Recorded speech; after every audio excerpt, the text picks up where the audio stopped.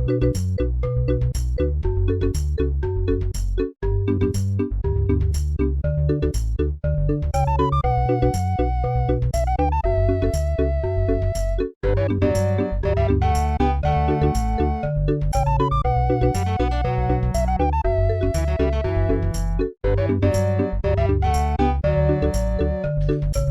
going on, everybody? Welcome to the program. It's the Jeff Gerstmann Show here for July 28th, 2026. And we are here yet again to discuss the world of video games.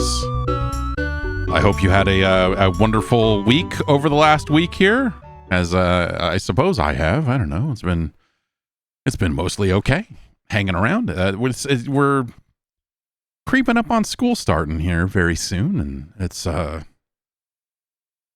weird. I don't know.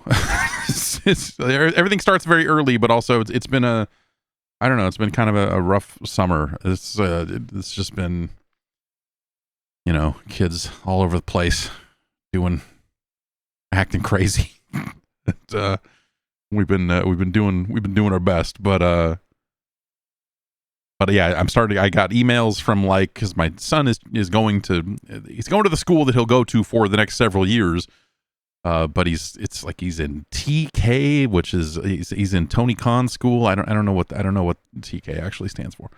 Yeah, so I don't know. We're getting emails about that stuff, and everybody, had to go get their shots and everything. And everyone's just about ready to go back to school in like a few weeks here, which is like way earlier than I ever went back to school, and it just seems really strange. It just seems really strange. I feel like school started in September, but they got out a little bit early. I don't know. School's fucking weird, man. That is the thing. I like school. Like you have to. No one tells you, there's stuff about growing up and becoming an adult and whatever else that no one really tells you that exists or that it has changed or whatever. And then the people who work in that sort of field will act like you're supposed to have known that for years or whatever. And so getting kids registered for the school that is their school in their neighborhood, the one that they're legally supposed to be going to or whatever. They're still oh, I don't know. We might be full. You might have come. You were supposed to come weeks ago to sign up. And it's how the fuck? What do you mean weeks ago? How the fuck does school work now? I don't know. I haven't been to school in fucking decades. And back when I went, it was not like that at all. You didn't choose a fucking school. You chose where you lived, and that's what school you went to. Period. End of fucking story. It's done.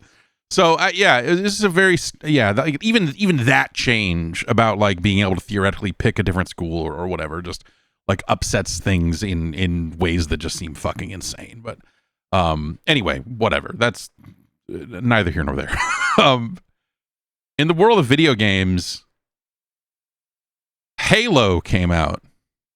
You into this? You into this Halo? They re-released the campaign for Halo 1. They called it Hambone. Halo Campaign Evolved instead of Combat Evolved, which is it's cute. I don't know. That's a clever if you got to think up a new name for your Halo campaign remake. Sure. Yeah, I see why you would name it that. It's fine. It is just the single player. It's got it's just the campaign, so it does have co-op. And you can on I guess on console platforms it does still have some form of split screen, but on PC it does not because no one's. Well, I don't know. Maybe that'll change. I was gonna say no one's ever gonna crowd around a PC to play a split screen multiplayer game, and if you say that you've done that, it's because you're sick. But hey, we live in a world where now PCs are consoles too, so those sorts of features are eventually going to have to make their way back into PC versions of games, if we're going to achieve true fucking parity. And if the Xbox is a PC and the Steam machine is a PC, you're eventually going to get to a point where those sorts of split screen features will just have to appear in games or just be eradicated completely. I don't know. Maybe that's probably the way they'll go with it, to be honest. But Halo 1 is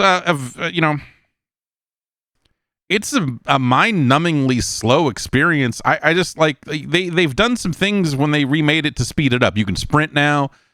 They've changed the way that your battle rifle or whatever fires a little bit, and that's kind of interesting, but not a massive change unless you're looking for them. I think for me, playing through the Halo 1 campaign again has been a really good reminder that just like the pacing of that game was never great. And when you get to the back half of it, it's like, oh yeah, this is all kind of, this game really takes a turn that makes it very similar for a good long time. But even in the first encounters, as soon as you land on the Halo, as soon as you get off the Pillar of Autumn, it's like, all right, stand here, and a dropship's going to come in, and 8 guys are going to jump out of it, and then you're going to kill them all, and then you're going to wait for another dropship to fly in and drop off another 8 guys, and then and this time 2 dropships are going to come in, and one's going to be over here and one's going to be over here, but effectively you're going to kill this entire group, then run over here and kill this entire group. It's just like, it's boring. It's really boring. And I remember when Halo 1 came out originally, not being especially impressed with it. It was fun because it was a shooter on consoles, and it was like a credible shooter on consoles. And like, that's the thing about it, is you go, yeah, all right, sure. Yeah, this is a console game, and it's got its own thing going on. And more importantly, perhaps, it had its own thing going on because it had these kind of larger scale areas than a lot of the corridor shooters that I think that we were used to on PC. And that stuff was interesting. There was like a physics to it. There was a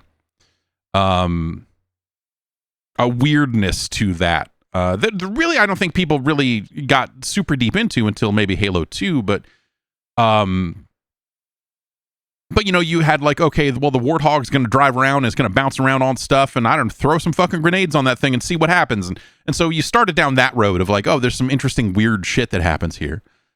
They capitalized on that in different ways. To me, Halo 3 with the Forge and stuff was like where that reached its apex, right? Is, okay, now you can set up all this physics nonsense for yourself and just like truly make this insane sandbox and go for broke. And to me, that was where Halo became a lot of fun, was specifically Halo 3, ODST, and Reach. And then it was not much fun after that, and it was certainly not much fun before that.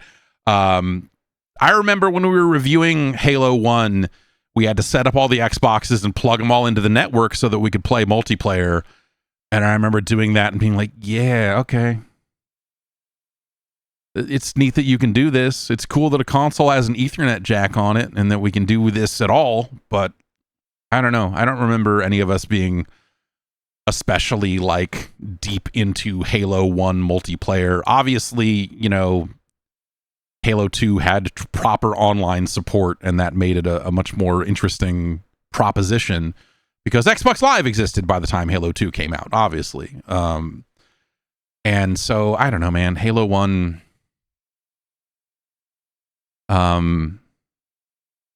it's got iconic moments, right? You hear those lines of dialogue, and you see these situations again that you remember that are, even to someone who was not a massive Halo fan at its outset, like, these are still big dumb moments that are burned into my brain as a result of video games, right? And so it's fun to see those done again, visually better in ways. I don't know, like what they've done is they've taken the kind of base level Halo engine, the Reach era engine, whatever they've been using for a long time now, and they have bolted Unreal Engine on top of it as a renderer. So you still get the feel of Reach inside of that game, and you get theoretically better looking graphics. I say theoretically because, like, Halo had an aesthetic, like, obviously the resolution is better now and, all of that sort of stuff. But, by what they've done to it by making it look a lot technically better is, I think that there are just parts of this game that just don't have the same soul that it had before. And it just looks a little flat and just, I don't know. It's not it is not an especially interesting release. I thought I would be a little more excited about it. I was kind of gearing up for it, going, yeah, man, I could play Halo 1 again. And then I sat down and played Halo 1 again. I was like, oh, I remember this exact checkpoint, and I remember this dumb thing that you got to do here, and like there's aspects of that are memorable for better or worse, but not necessarily things that are like, oh, this is way better, or like it almost feels like they were hamstrung by the popularity of Halo, right? There's only so much you can do without angering people. Like remember in the preview cycle for this game, there were like rocks or different things in different places that people were noticing and getting very up in arms about it. Like, they put this thing here and they did this, and they were like, well, we put this here because we wanted to change the flow of this experience and do this, and like they had reasons for it. Imagine if they had dramatically changed the flow of like more missions. People would have fucking lost their shit, dude. And so they redid aspects of it where there's some places where it goes too far. Like the library was not a fucking good level. And so, they got to take some liberties there and do what they did. And that's nice. But it's a tightrope, man. I don't know what. I can't sit here and say they should have done this or they should have done this, because I think either way you're angering different people, right? But I just kind of I came away from it going like, I don't want to fight the flood, dude. I don't want to do that. I don't want to do any of this. I don't want to fucking do any of this. And so I don't think I'm going to. It is it's an interesting idea on paper, but then you get into it. The nits and the nitty gritty of it is it's a remake of the Halo 1 campaign that they want $50 for. If you want to play it right now, because I think it is still technically in its early access period for people who paid more. If you want to be playing Halo 1 right now, it's $70 for the premium edition thing. Today it looks like today is the day that it is out for everybody else. So you can only pay $50. $50 is still too much money for that. $50 is still way too much money for the Halo 1 campaign. It's crazy. In a world where you can get the Master Chief Collection for like what, $40? And obviously Master Chief Collection is not a full remake and all of that sort of stuff, but I would argue that it doesn't need a full remake. Like, you would get just about everything you want out of that game by playing it inside of Master Chief Collection. And remember, Master Chief Collection launched with fucking ridiculous issues. When we think about the long, hard road of Halo,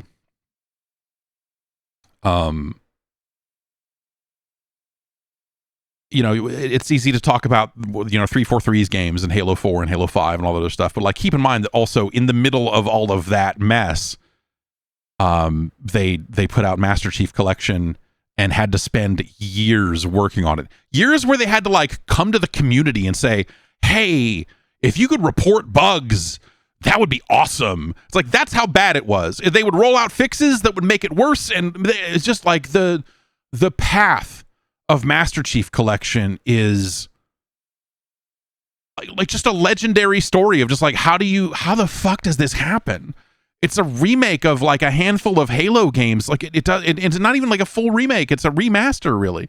It's really like crazy that situation happened. I think you could look at that in the middle of all of the other stuff that was happening with Xbox and just go like, yeah, man, they couldn't even get the bread and butter fucking layup, knock it out of the park, whatever fucking tired sports metaphor you want to lay at the feet of this thing. Master Chief Collection was it. It's like, hey, we're putting all those Halo games into one thing and a bunch of multiplayer stuff. And you're like, oh, great. Yeah. It's not a brand new game, but sure. Great. Terrific. That sounds cool. And they boned it up so bad and kept boning and unboning and reboning it for like 2 years. It's like case study material at that point. So to have this come out and Xbox is in a state where like this should not be the only Halo project. Either a couple of things should have happened. Either we should have been in a position where Halo Infinite was really well liked and still being updated, and they could say, well, the Halo remaster does not have multiplayer in it because Halo Infinite has a dramatic amount of content in it and it's free to play, and you should be playing that, or there should be another announced Halo multiplayer project where they're like, well, of course. Yes, we thought that remaking the Halo 1 multiplayer, we've already done that sort of thing with Master Chief Collection. We've already revisited that and felt we didn't need to do it here because we've got this whole new experience right around the corner.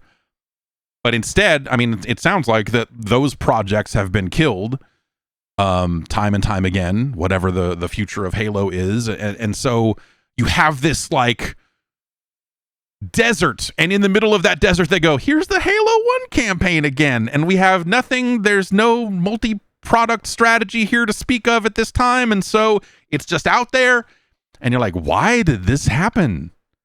And I think the reason is because that, if Halo had been in a different place, or if those multiplayer projects had been in a different place or whatever, they would have something more to say about that, and say like, oh yeah, well, hey, coming up here pretty soon, we've got, the Halo multiplayer thing you've been waiting for is coming out in the fall, or coming out next year, or it's coming out simultaneously with this, or what have you. And I think that that's just really, it's sad. I mean, if nothing else, it's just sad. Like I'm not a person that is putting Halo on some kind of like pedestal or whatever, but it does have an outsized importance in video game history as a franchise. And to see it just kind of meander along like this, and to see it just kind of limp along like this, I think is disappointing. It should be in a better place. And I think that it's taken like an amount of, like, Egg in the Morning says, okay, but does it still have that? No, it doesn't. It does not have the prestige that it used to have. Like, it is taken, because of the reception to Halo 4 and 5 at their time of release, which I thought Halo 4 was fine. Halo 5 less so. But, like, those were more controversial games, and of course the Master Chief Collection fiasco, and the problems that Infinite had at launch and continued having. Every time they would roll out a new season of Halo Infinite, it seemed like it broke all over again. And all of those things have done a lot of damage to the franchise. Like, a franchise that could have been up there, if you treated it better and things had kind of, worked out a little differently. I do think that Halo had the capability at some point to be a Call of Duty sized game. Maybe not in terms of active players, because it would not have been a multiplayer franchise or whatever, or a multi-platform franchise rather. But in terms of cultural relevance, like, it was there. It was at the top. And that relevance has been squandered. And I don't think it's any one person's fault or anything. Like, it's just, they had a lot of projects that came up and did not hit. And here we are. And here's another one that I think does not hit. Or I guess, okay, you know what? It does exactly what they said it was going to do. Here you go. It's a remake of the Halo 1 campaign. Do you want to play that in Unreal Engine 5? Looks nice in spots. Runs awkwardly on a Steam machine. Actually, apparently, some people have been saying it runs awkwardly on just about any AMD hardware, so it might not just be a Steam machine sort of thing. And so here's a ostensibly better looking Halo 1. Again, I don't like, better looking is such a weird term, because I just, like, I don't think it looks great. I don't think it looks like a whole new, completely modern sort of thing. And if you're approaching it from this perspective of like, oh, this is what I imagined it to look like as a game, like, I don't think that they nail that. There's aspects of it that just look, for a modern UE5 game, like whatever you want to, you just look at it and go like, yeah, I don't know. It looks like you dropped in some bumped up assets from a very old game into this, and here you go. Night Dive would have done a better job. I don't know. But here we are. And so I think it's very difficult to get excited about this project unless you completely skipped the Master Chief Collection and all of that other stuff. And you're like, I just want to play this story again. I love this story. And okay. It seems like a very strange. It's one of those things that, again, it makes a lot of sense on paper, but like as I've been playing it, I was like, this is just fucking weird. And I think part of it is again that it feels like it's something that should have been a companion piece to a larger resurgence of Halo products. But that did not materialize for a variety of reasons, and here we are. I think you should just buy the Master Chief Collection at this point if you don't already have that. At some point, the Master Chief Collection apology tour became so long and drawn out that I feel like everyone got it for free at some point. So I don't know. You probably already have that, and I think that, like, again, for $50, I think this is a really tough sell. And it's at a point where, like, again, from a features perspective, like I'm trying to envision this as like okay, they're putting it out on PlayStation, and you're like, okay, sure. I don't think that this is a compelling, like, if you're taking this as a new thing, if you're like, I've never played the Halo before, let's check it out for the very first time. Like, I don't think that that's very exciting. I don't think that it's hard to imagine that being very exciting to new players in a world where most big, top tier first person shooters have a multitude of modes in them and a lot of other things going on. Whereas the only thing you can really say about Halo is like, well, they put in some different skulls. To which, if you are on PlayStation and you are that magic player that has not been keeping up with Halo over the last 9,000 years, you're like, what the fuck are you even talking about? The fuck is, I gotta play the game to unlock hidden modifiers? You can't just give them to, okay. Yeah, I'm not gonna do that. So, I don't know. It's not a bad project. I just think for what is in it, the quality of it, and the price of it, none of that lines up to me whatsoever. It seems bonkers as a $50 thing. It's like, why would anyone pay for this, like this amount of money for this? It's crazy. We'll see if they go on to remake 2. Xbox has shown that they are certainly willing to cancel as many things as possible. So even if they thought like, oh, well, we'll do remakes of the full first trilogy, of course we will. Like, I wonder if that would, I mean, it depends on how this thing does, I suppose, right? Yeah,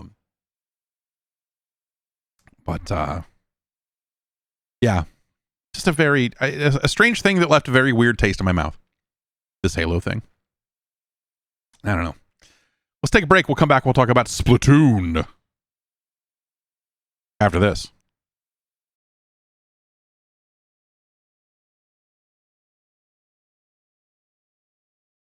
Pants. They're a nightmare.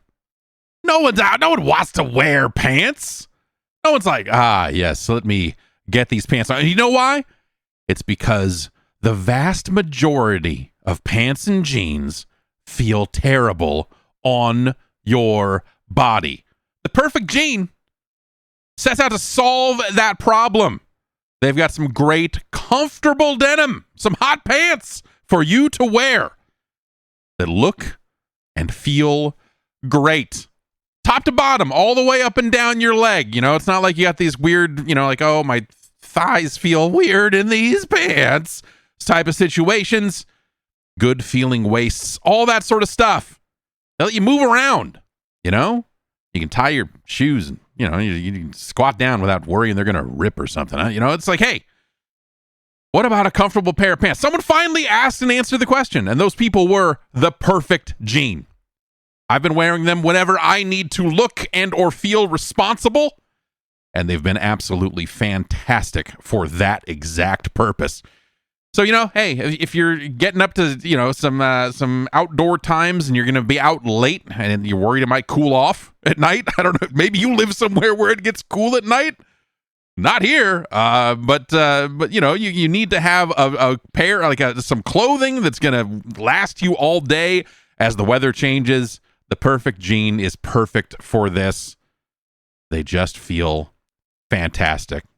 They fit amazingly well. Don't you know? And they've gotten a bunch of great reviews online. Here's a few of them. Dan Mattis said, "I could sleep in them." Which is, I guess you could. Yeah, I don't know. I've certainly slept in a pair of pants before. I've done it before. I'll do it again. Patrick Sherman said, "These jeans are crazy comfortable. I like to wear them lounging around the house during the day instead of looking like a lazy slob in pajama pants." Yeah, you know, hey. The perfect jean adapts to you, and they're built to absolutely last. They've got reinforced belt loops so they don't start pulling away after like 6 months of real use. Higher stitches per inch throughout. It's the difference between a seam that holds and one that slowly gives out. These are details that separate a $79.99 pair that's built to last from like some $40 pair of jeans that you have to replace every 8 months. Get something that's sturdy and it's going to last. You know? Treat yourself to something worthwhile for a change. Instead of buying garbage pants and putting the garbage pants on your body. Don't do it. Do what I have done. Go to the perfect jean. Right now, you can get 15% off your first order plus free shipping at theperfectjean.nyc, or, you know, Google the perfect jean. Look it up that way. Either way, use the code JeffG15 for 15% off. That's theperfectjean.nyc. And use JeffG15 for 15% off. Yeah! Splatoon Raiders has come out on the Switch too, and it's really good. There are some things that I wish I could change about it. That I hope there's gear in this game that I hope exists at a later level to kind of enhance the experience, or kind of make it a little more dynamic, or what have you. But it kind of does come down to, like, this is a class-based single-player / co-op shooter with, like, mostly very tight missions. It's the early game is very focused, but basically they've taken the Splatoon mechanics from the multiplayer Splatoon games, and they have dropped it into a co-op game where you are finding items and loot, and you're finding items to level up the various weapons and gadgets that you have equipped. And then you go out on different missions. And they've done a good job of kind of mixing up some of those missions, where some of them have like relatively tight timers where you're like, okay, you have like 45 seconds to kill all of these dudes. And if you don't, you're not going to get the treasure at the end of it.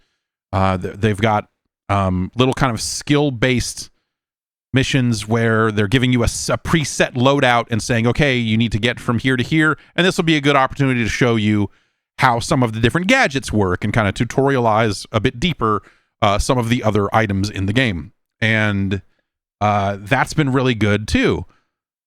There's one of them that you get very early on, one of these kind of skill missions that, like, you don't even get a gun. All you get is a dash attack. And you have to use the dash attack sub-weapon to cross gaps and to get through this environment, and also fight occasionally without having a regular-ass gun. It's got all the regular-ass gun stylings of Splatoon games. It's got paint rollers. It's got buckets that you're just splashing out at people. It's got kind of regular Super Soaker-looking paint guns, and they all kind of come with different pluses and minuses, and from fire rate to, you know, damage and whatever. On top of that, they all have levels associated with them, and they can have kind of special abilities attached to them as well. You'll have a gadget that's based on you basically can play one of 3 roles, and it is sort of you can play as the kind of faster one that is able to kind of leap into combat really quickly. You can play as more of a tank-like figure, and there's one that's a tactics oriented one, and the tactics tank can throw out ink tank, not tank, but you can throw out turrets and things like that to kind of handle the swarms of enemies.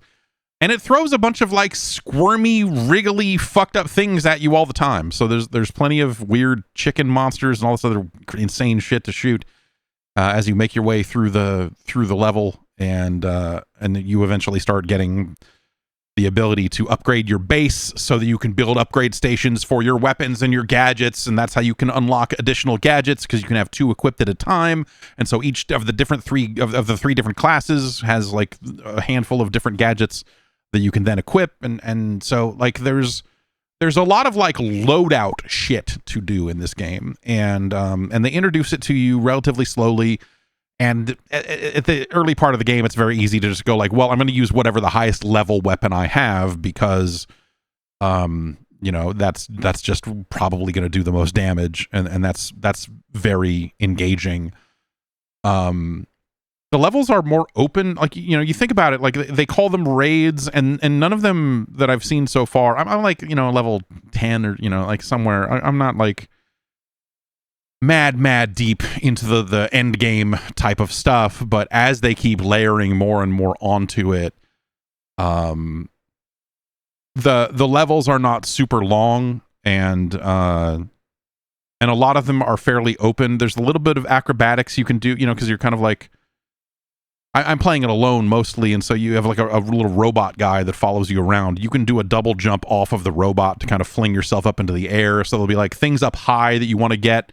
And so you'll find items that are hidden up high in some of these levels, but it's, it's a series of interconnected islands, and you can't touch the water because it does a bunch of damage, but you do have automatically regenerating health. And so, as long as you're careful, it's not a super difficult game, at least out of the gate. And so it's very easy to kind of pick up and get into the middle of it.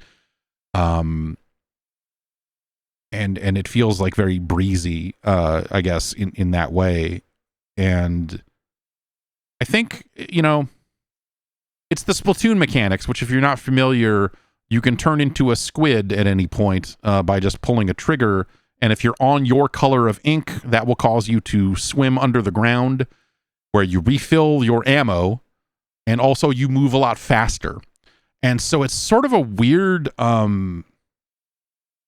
I wish that your run speed was a little faster, because there are instances where you're just like, I don't want to have to lay out the ink before I can go. I just want to go.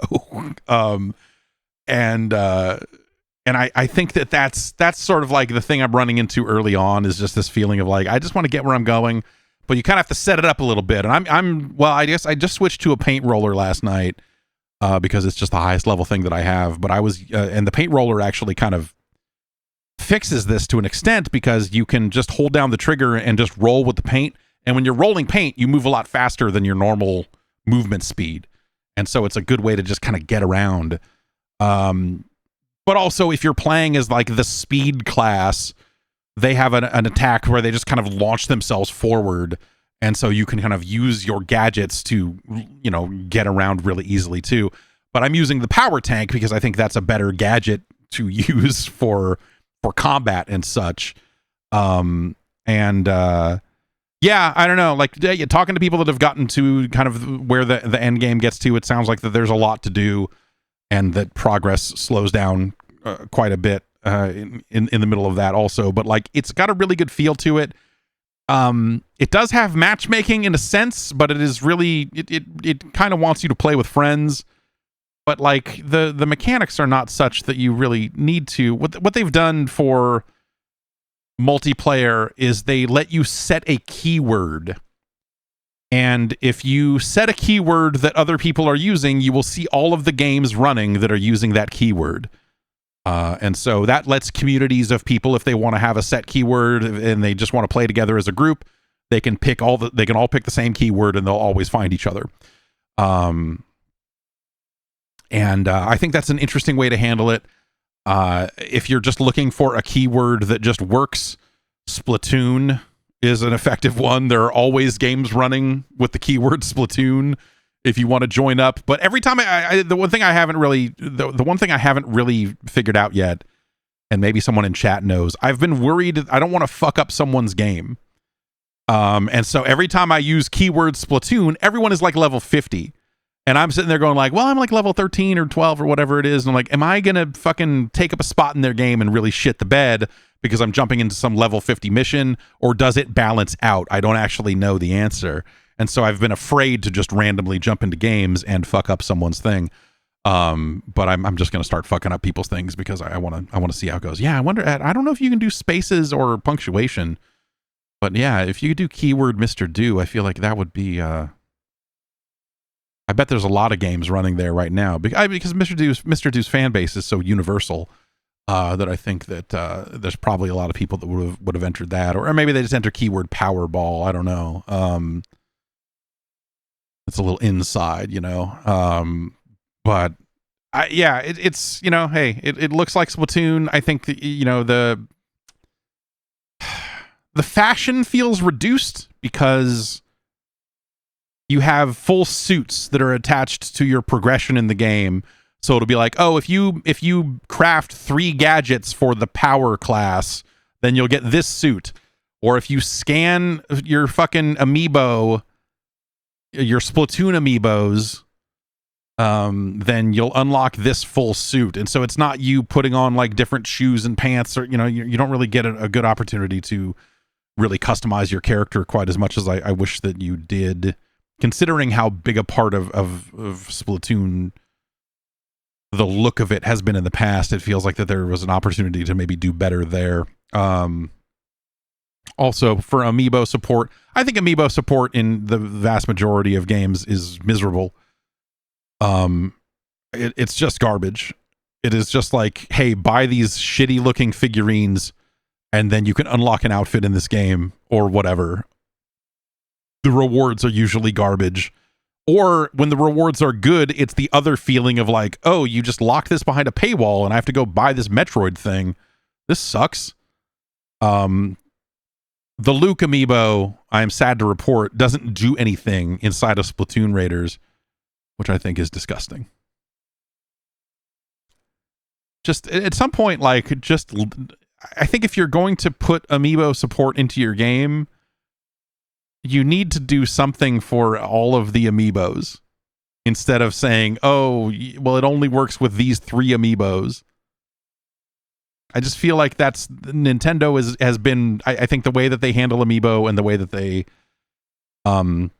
make it so the vast majority of them do jack fuck in a game, I think is really dumb. And it always has been. Always. Yeah, nothing is ever going to be as good as Super Mario Maker was with amiibos. Yeah, maybe I didn't scan enough Lukes. Maybe I need to open up the rest of these Lukes here, and if I scan them all, maybe it'll give me something. But not saying like because I don't think it's a fair expectation to say like, oh, developers need to put relevant goods like like every Splatoon needs a Luke outfit. Though that said, every Splatoon character needs a Luke outfit. But it should do something. I feel like Breath of the Wild or something did it where like, okay, the Zelda amiibos do this specific stuff, but you can scan anything and it'll just give you an item or whatever. Like they've had games where any amiibo does a thing. But yeah, I don't know. When they treat it that way, it's real hard to not just think like, well, I should just buy some fucking blank NFC tags and fuck this whole thing. Like the way they handle it is so crappy, but it's just outfits, so I don't know. Like I don't think that's worth it either way. But it's a nice looking game and it's fun. I think that's been the nice thing about the Splatoon franchise, even as someone who didn't really love Splatoon 3. Like it's just got such a like the vibes of it, the way it is written, the style of it, the look of it, I think that they just do great work.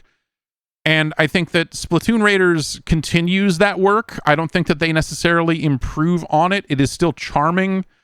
It is maybe getting slightly long in the tooth because they've, done it across 4 games now. And Splatoon Raiders is maybe not my favorite example of the best writing or the best characters or whatever in that franchise. I think Splatoon 3 and 2 both just had such great things in them that yeah, I don't know. The characters of Splatoon Raiders are fine, but it's very much in line with I think what expectations are for a Splatoon game at this point, with the exception again of like I feel like the game would benefit from better customization and more kind of outfit looks and shoes and pants and whatever else, right? I just think if they had broken that stuff apart, I think that would have been better, and it would have given you the opportunity to find a lot more shit, like when you're out on a mission, you're like, you found a pair of pants, like, you didn't get like a higher level weapon, but like, I don't know, you found a cool pair of shoes, or like I think that would have been for a loot game. You just need a lot of loot, and this game has enough, but it could have more. Either way, it feels really good to play, and I think it's a really good time. And they did it. They found a way to really flesh out a single player or a story driven, or like whatever, it's co-op, but they found a way to make playing Splatoon not as a competitive shooter engaging and fun and something that you want to kind of come back to a handful of times and kind of keep growing or whatever. Yeah, the salmon run stuff is good. Don't get me wrong. Like, they've done good modes in the past, that are not entirely dissimilar to this. But I think what they've done here in terms of like giving that legs and giving it variety and all of the things that you need to flesh that out into a full experience, I think they've done that. And that's been nice. So yeah, I don't really have anything bad to say about Splatoon Raiders. I think that, I wish it was a little bit faster. Out of the gate, just like I wish like the default speed of that game was better, because when you're first picking it up and getting going, it just kind of feels a little bit sluggish. True Blue Venue asks, is this going to be them setting up that Splatoon 4 will be multiplayer only? I figure like the numbered Splatoon games would be multiplayer games. I don't think that they would change that. I think if they're, this gives them an opportunity to branch out even further and make something else if they wanted to. I think that the universe is vast enough in Splatoon that there's more that they could do. I would love to see them do. I think that there's more that they could do with a loot kind of shooter, a cooperative shooter. I think there's a lot more they could do here, even than what they have done. I think that this is like a really good foundation, but I really, if they were to sit down and go, okay, we're going to make Splatoon Raiders 2 or 3 or whatever, and really kind of flesh this whole thing out, and give it like an even wider variety of locales. And, I want to be in the city. To me, the vibe, like the best vibes of Splatoon are like that kind of urban fucking look of just the clothing and the buildings and just all of the stuff that they have designed for it. And so the island setting of Splatoon Raiders is, fine. But I think I just want like a wider cast of weirder characters and just more interactions along those lines. So I would almost, like if they got to a point where this was less of a like click a button, because this is very much a you start at your base, you look at a map, you pick a mission, you go into the mission, you finish the mission, you come back to your base. Like that is the flow of this game. If they were to instead say, okay, you're going to have a base, but also this is an open world game. If they were to say, okay, we're going to set all this stuff up and you can just kind of get out there and go around. You can fast travel to the missions or you do whatever. But like if there was something more open and something fun about the kind of various types of traversal, and if they had fleshed all of that stuff out, I think that would be really cool. It just seems like that would be a really cool, like the lobbies, like the big areas that you're in Splatoon 2, I think are so fucking awesome. And like seeing some of that stuff built out into a full game would be really cool. And I think that just stylistically, I think that would be something I would really be into. And so that's, I think, exciting, because in some ways you go like, man, there's like Splatoon Raiders is really awesome. And you see a lot of clear areas where they could build this out into something even bigger if they chose. And I think that's, I hope that they do that. I think that this is a really successful thing. In terms of crafting Splatoon into something that is not a competitive multiplayer game, because they did too many of those. If you want to be real about it, Splatoon 3 I think is just too much. Splatoon 2 is a really good game. I mean, not saying that Splatoon 3 is a bad game per se. It's just like, yeah, I don't know, like a few too many of these back to back, I suppose. And I don't want to play Splatoon competitive. I had my fill of that in Splatoon 1 and then had even more of it in Splatoon 2 and then barely played Splatoon 3 because I was like, yeah, I'm good. I'm good on this, And so it's great that they have built into something that is just like more readily enjoyable for people that don't want to just have these competitive matches over and over again. I think even when they, I would like to see a bigger and different competitive mode inside of this. They've kept it very small and very deliberate. Like it's very, here's this area, paint as much as you can, and you got 52%, and so you win. Like the size of Splatoon encounters in the kind of mainline games is really good, but they just did too much of it, and I need something else. At this point. So I think there's room for an even bigger competitive experience if they wanted to go down that road again. Splatoon Raiders, if anything, kind of anticipates a world where such a thing might be possible. You start to think about it like, oh, okay, if we focused this more on a little less on paint as a score and a little more on, you get things for murdering dudes in this game. It is not merely paint 60%. So yes, exactly. What I'm saying is 100 squids drop into an island and then we see where it goes. Right. No. But I do think that there's definitely room for a kind of a bigger, or I guess like a competitive mode that is set in a place that feels more like a world than just like the way that Splatoon map design has been all this time, I guess. I don't know. You could go either way with it, but I guess my point is I would not be especially interested in a straight up traditional Splatoon sequel like Splatoon 4. If they just made Splatoon 4 and it was like, here's more of this. We're doing fucking ketchup versus mustard voting again. Who's got team ketchup? Like if they just roll that fucking tired shit out again, like, nah. I don't have any. I am largely done with that. That's not to say that I'm completely done with the idea of competitive Splatoon.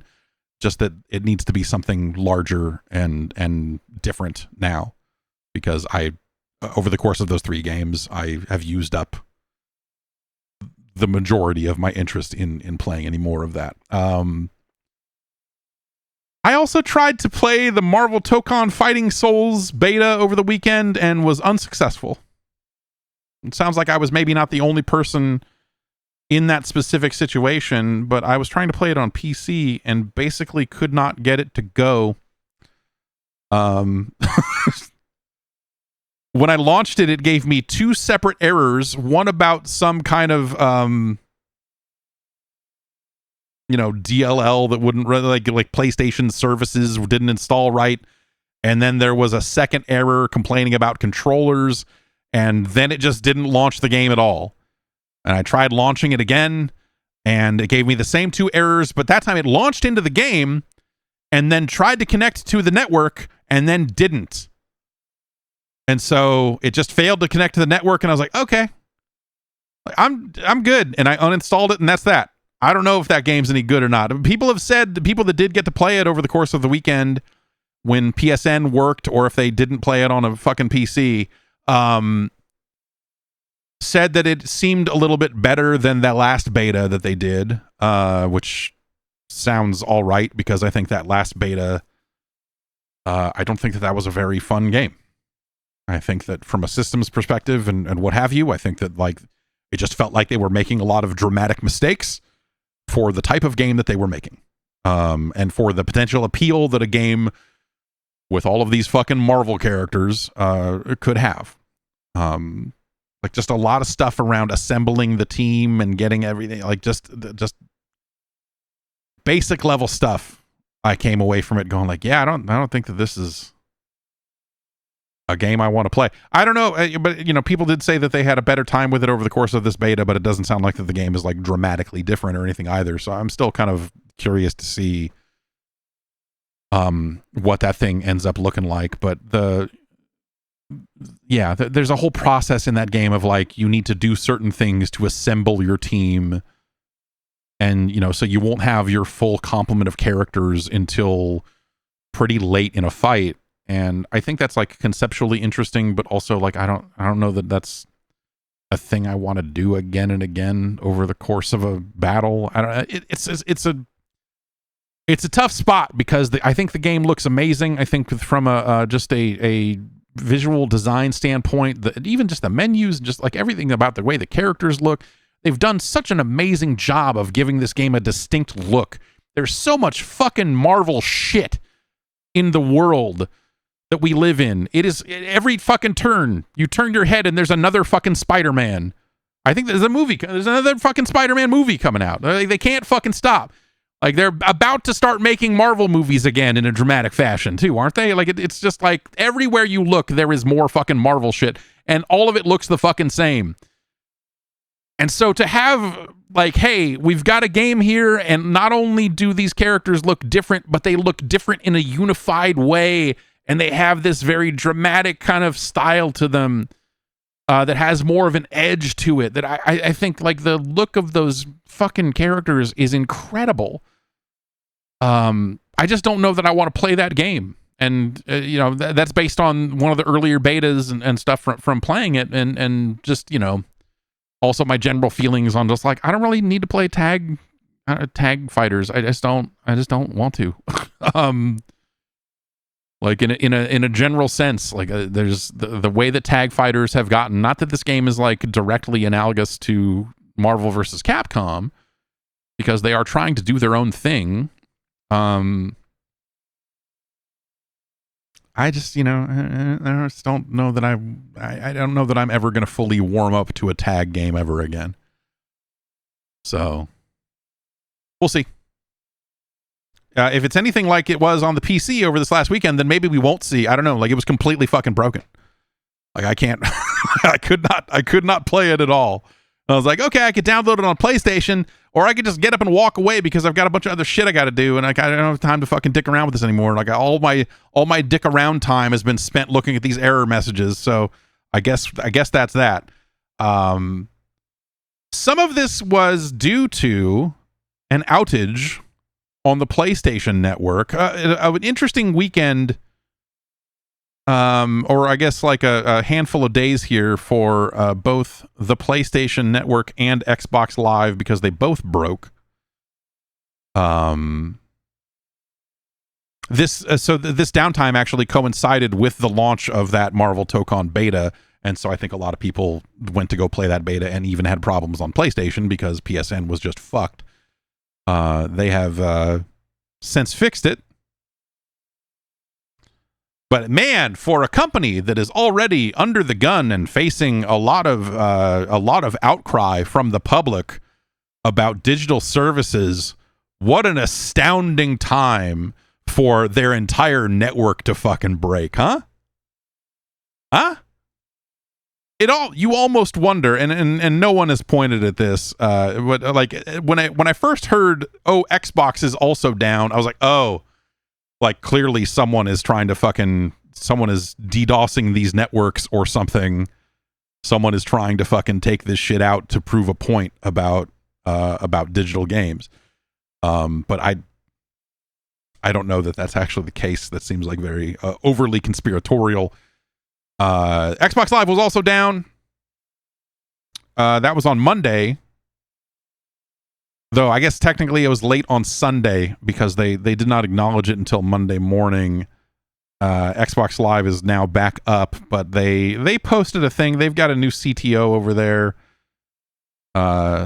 Scott Van Villette. He's that guy that interviews all those wrestlers, right?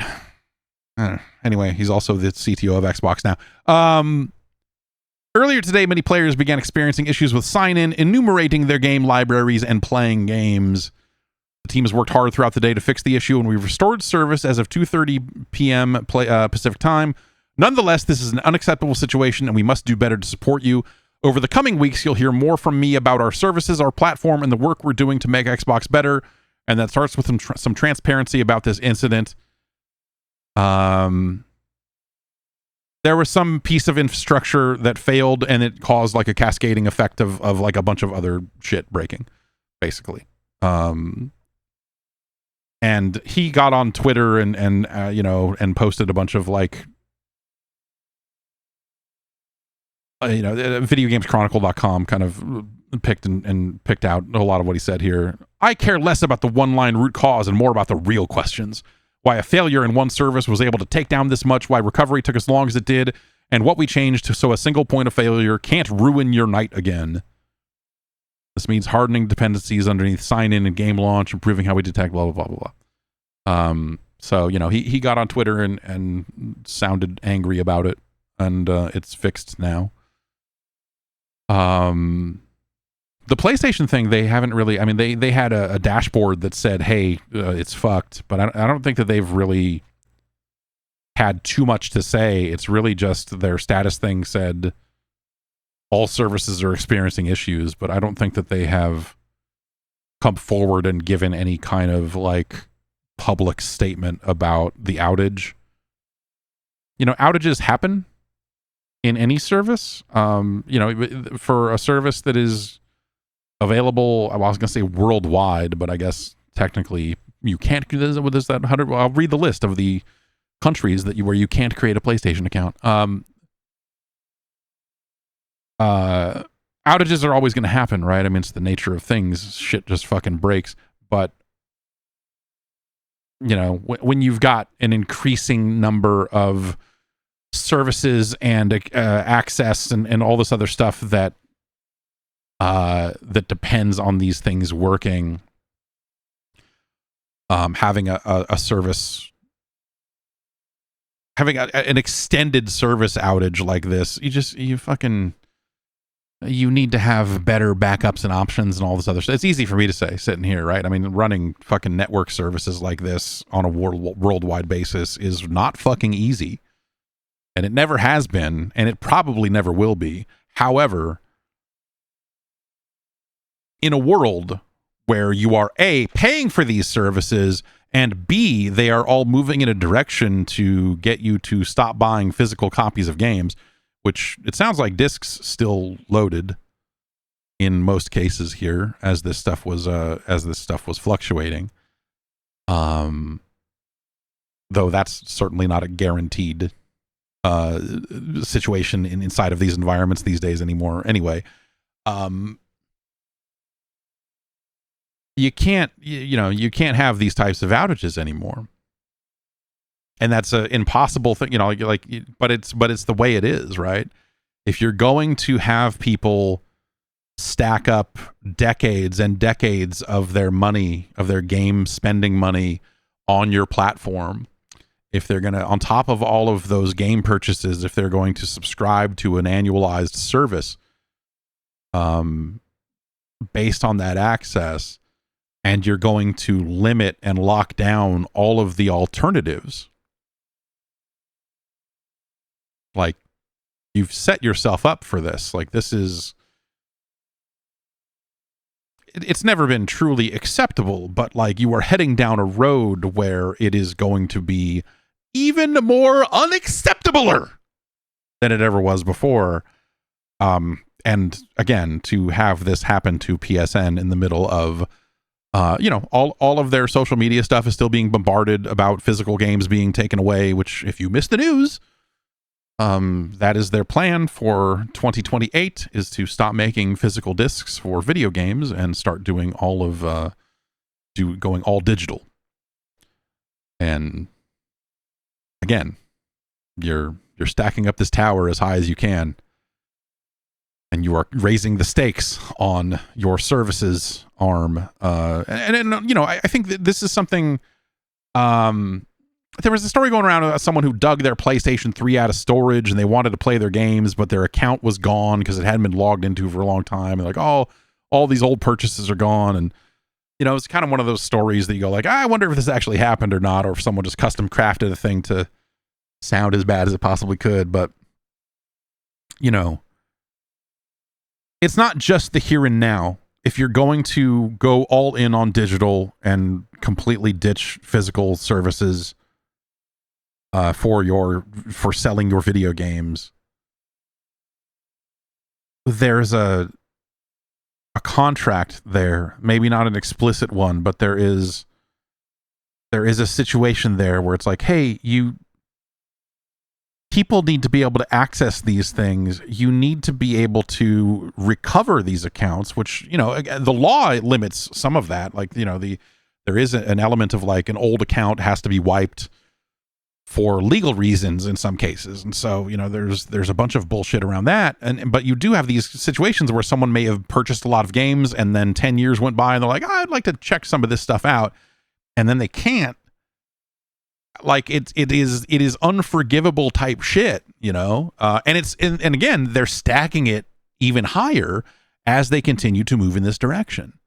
Now, you know, I think, you know, who knows what life changes come your way over the next 10 years, right? Like maybe you reach a point where you're like, I'm just maybe done with video games, or something happened, or I was in a coma, you know, like who knows? Anything can fucking happen. Generally speaking, I think most of the people that are within the sound of my voice are probably into games enough that they will probably not run into a problem where their account gets accidentally deleted. But shit can happen, you know? And so as PlayStation and eventually Xbox kind of head down this road, they need to harden all of that stuff. They need to, and they should be talking about this over the next 12 months for PlayStation, 12, 18 months, whatever. But in the lead up to 2028, they should be having announcements like, hey, we've completely revamped the customer service center, and we've made it much easier for you to access your account and do this and do that. They need to further outline reasons why you might get banned from the PlayStation Network. They need to have a separation between accessing your purchases and accessing the network. So if you get banned from PSN for like non-financial scam reasons, let's just say you're a scumbag, even scumbags should probably still be able to download and play the games they've purchased, even if they are not allowed to play them online anymore because they're scumbags. That's right, scumbags. I'm going to bat for you in this limited fashion. If there's stealing credit cards and doing all this, like if it's financially oriented scumbaggery, then, you know, yeah, then at some point you take away their purchases or whatever. But like, I think, you know, you need to have like this sort of stuff figured out all over again. This is all stuff that they thought about in a variety of ways. But now, like, they have ratcheted up the pressure on that tenfold, if not more. And so the thing they need to be doing for their audience going forward is, like, doing what they can to calm the fears around this transition and go like, okay, all right, clearly we need to have a better process for this in place and this in place. We need to revamp this. This aspect of returning game purchases needs to be addressed. We need to figure out what we do in situations where someone moves to another country. Can they take their PSN account with them? Can they change region on their account? The current answer is no, but they need to be able to do something to solve these sorts of issues along the way. And they probably haven't thought about much of that yet, but they do still have time. And these are all things nothing's going to fully like take away the blow perceived or real of taking away physical games for some percentage of the audience, right? It's just there's some chunk of people that are going to be like, well, fuck you, no matter what. But I think if they want to actually try to pull this off, like, they need to harden their services. They need to offer friendlier services around all of this kind of potential customer support stuff. And they need to think about it and like message it in a very forward-looking way of like, okay, we know that this is, as this becomes more and more important, we need to address this, and this. And here's our 10-point plan for getting from here to there before January 2028 so that you're fucking good to go and you're ready. Like, they're going to need to do that shit. And if they drop the ball on all of that, if they give themselves this much time to make this transition and they do jack shit about all of this, then that's a real problem. You would expect that they would have thoughts like this. I'm just a fucking dude in a fucking garage, man. If I can sit here and fucking think like that shit off the top of my head, like, surely someone over there is at least like, all right, we need to make sure that we're better about this shit. Xbox in the same boat here. They're not, I don't think they're off the hook on this stuff, because I think that these are things that everyone needs to do better. For Xbox, it's a slightly different reason, right? Because for Xbox, as they get closer and closer to making a PC into a console, or vice versa, they are then going to be faced with like the comparisons to things like Steam, which Steam does have better, not always perfect, but better systems in place for handling game returns in a more automated fashion, sensible limits around those sorts of setups and all of that. But if Xbox decides to go all digital, which they already have handheld PCs out there, and there's just a lot of stuff there that they will need to address this, even if they kept making discs for some SKUs of hardware. They need to be better about it. And you, the player, deserve a better experience, because remember, at the end of the day, not only are you buying games in this ecosystem, you may very well be paying them for a paid subscription to their service. The idea that Steam does not charge an annual fee, and in some ways is better than both of these paid services when it comes to consumer rights and some of this other stuff, is fucking ridiculous. And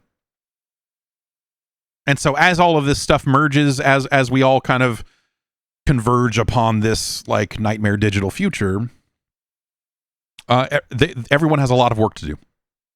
Whether that's on the hardware side, the software side, the services side, like all of it across the board. You deserve better than this. Like, if they're going to truly make this transition, which by all accounts they are, they owe you a better digital experience than what they're currently giving you. And yeah, people should be demanding that. When people stop demanding, hey, you should keep making discs, and this becomes a reality, and the demands have to then shift. Like, this is the sort of thing that people should be getting more of. And hopefully they will. I don't know. Like, it's easy to see a world where they don't. It's easy to see a world where none of this stuff gets touched, and then like everyone is caught off guard, and the customer service experience is dog shit, and everything's super fucking bad.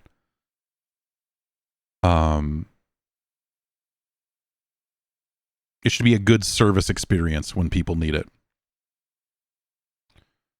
What else is going on? Ubisoft.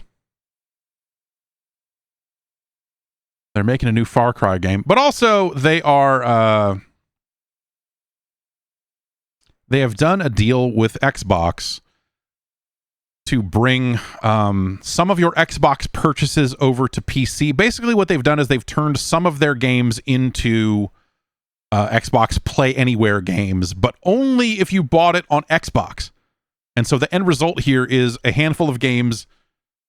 If you purchase the digital Xbox version of these games, you can now, by way of, you have to install Ubisoft Connect and have the Xbox app on your PC, and there's an extension that connects the two together, which is a fucking pain in the ass, because it means every time the Xbox app launches, it like sucks in the background because it's also launching Ubisoft Connect. Anyway, if you purchased any of these games on Xbox, you now also own them on PC.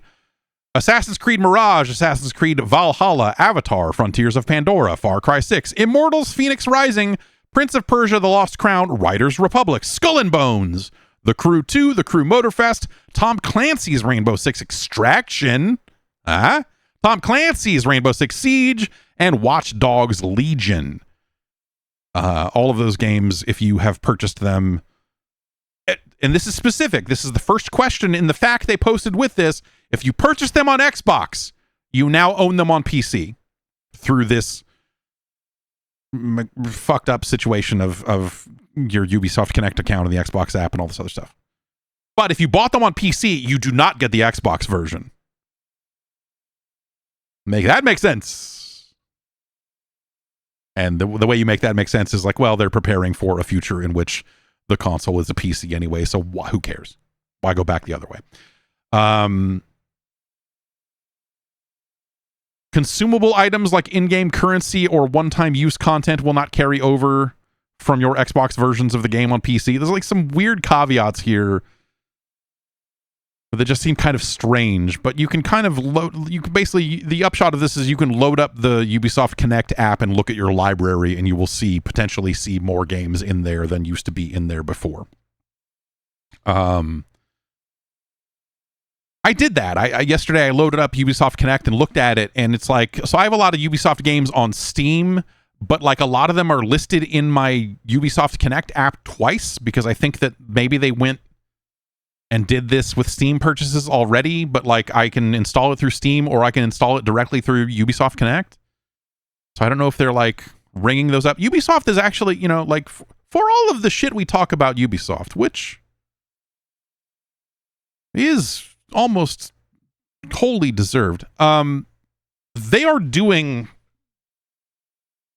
an interesting they have been doing an interesting thing with cross-play and cross-platform progression and stuff for a little while now,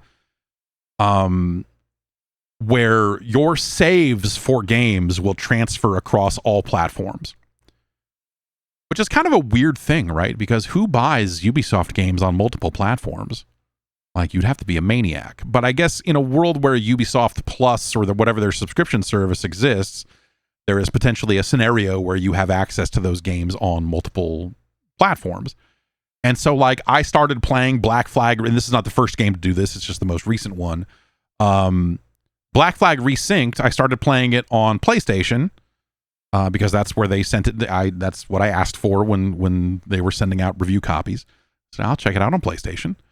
And then when the Steam machine came in, I was like, well, I want to see what this looks like on a Steam machine, and I downloaded it on PC. Like that save comes right in. And your achievements or whatever unlock as you load it up for the first time, and they let all that stuff kind of transfer over. They've been doing this for a bit, and it's pretty fucking cool. And maybe it's only cool for reviewers and fucking lunatics that are playing games on multiple platforms, which the vast majority of people are not, right? But it is a little bit closer to this kind of like one platform future. It reminds me, again, I think I've talked about it before, but I had a conversation years ago with someone who was at Electronic Arts, and they were going down the road of like, hey, should we be like, should you only have to buy a game once and get access to every version of it? Like if we sell a copy of Madden on PlayStation, should you also be able to download and play it on Xbox and on PC if that exists, which some years it did, some years it didn't. But like, as they kind of saw, and this was years before this really started happening, but it was this time where they're like, you know, there is a real convergence happening here across these platforms. Like the differences between them are really minimal, and you know, there's no real reason why we can't do this other than money. But they were preparing for a future where they were like, we see a future where that might work. And it was, I think it eventually became something along the lines of their subscription service. This was in the years that were kind of leading up to them launching a subscription service. So I think a lot of their thinking was around this idea of like, okay, if someone subscribes to our thing, they might have access to this game on like potentially 3 platforms or more. And so what kind of cross-buy, cross-progression, what scenario are we supporting here? And so they thought about it a lot, and they haven't really done much. I think because of the way the subscription services have worked out, where they ended up partnering with PlayStation and partnering with Xbox in different ways to bring catalogs to different places or what have you, I think like the nature of EA Play and of Ubisoft Connect has been a little bit different than anyone thought it was going to be when this was all still kind of pie in the sky stuff. But now that, you know, like Ubisoft actually did some of that work, and I think it's really awesome. But for a very limited group of people, I don't know, because I guess I don't know the answer to the question, because if you subscribe to Ubisoft Connect, you do it on a platform-specific basis, right? There are some games that overlap, because you could theoretically subscribe to Ubisoft Plus or whatever they call it on PC, but then if you are on Game Pass on Xbox, they give you a lower tier of Ubisoft games there. And so they do the same thing on PlayStation. And so there are games that you may theoretically actually own on as many as all three of those platforms. The idea that you're going to bop between them at will, again, unlikely. But the potential is there for real people to maybe do that, and not, as opposed to just me. So I think it is kind of a nice thing that they do when they do that. It's just a smidge. It's a glimpse of a future that we didn't quite get, and we may still get someday, about that kind of like multi-platform cross-buy stuff. And so, yeah, I don't know. Like, cross-save is a really neat thing. Cyberpunk does it really well.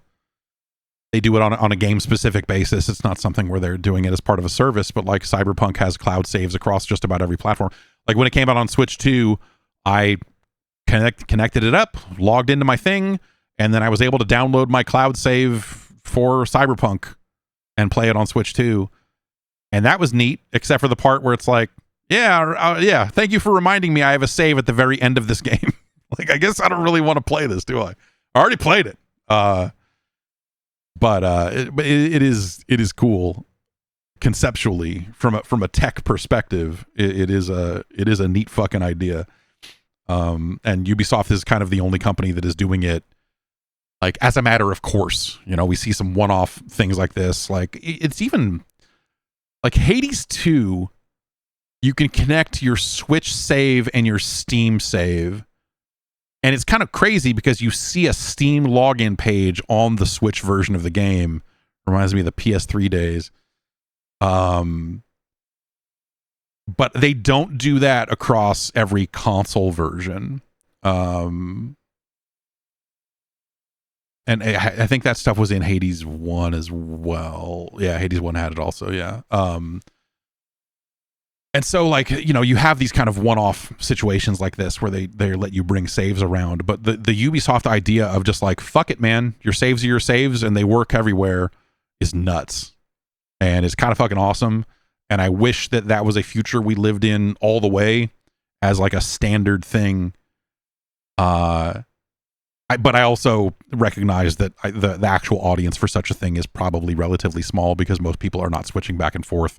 Even if they do own multiple platforms, unless you're just going to let people buy it once and play it anywhere, which getting the money split to make sense on that is, you know, that's the sticking point, right? Is you buy it on Xbox and then PlayStation goes, why would we let you use our network to download, like even you downloading these bits, you didn't pay for them. We did not get our cut. For you to use our CDN to download this game over and over again. So what the fuck? Why would we do this? And vice versa. I'm not, you know, singling out Sony here, but the money thing is why that stuff breaks. And it's the same reason why crossplay was such a fucking hassle. Though in that situation, that was specifically Sony saying, "Wait, fuck you. We don't need to do this deal because you're Xbox and who cares." They were very shitty about it, let's say. They eventually figured it out. They figured out a way to make that work, but they did not need to, if you ask them. Let's see what else is going on. Comic-Con kind of came and went, man. Comic-Con for video games has like really been a very up and down event for video game information. For a long time, it was sort of it felt like a very big destination. And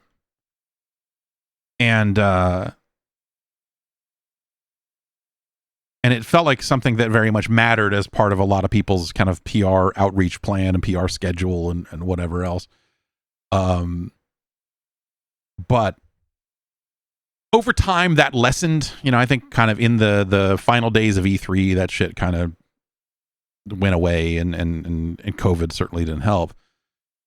But now on the other side of all of that, I think everyone is looking for more places to show their games. In a world where Summer Game Fest is a thing and it's big, but maybe not as big as E3 was at its peak, we definitely see a lot more publishers caring about, like, I'm getting a ton of outreach for Gamescom stuff.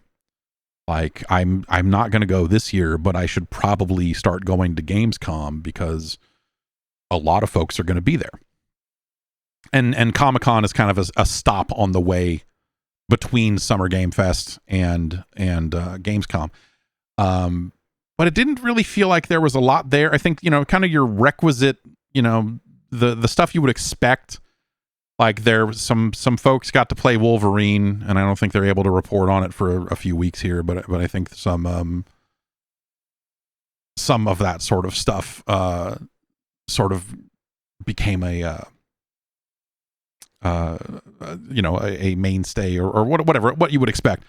We did not see a new Injustice getting announced here, so that's something that maybe I think, in a world where that is probably going to happen sooner or later, that was maybe one of the final stops on the maybe they'll announce it here kind of thing, because it is obviously it is theoretically a comic book oriented show. And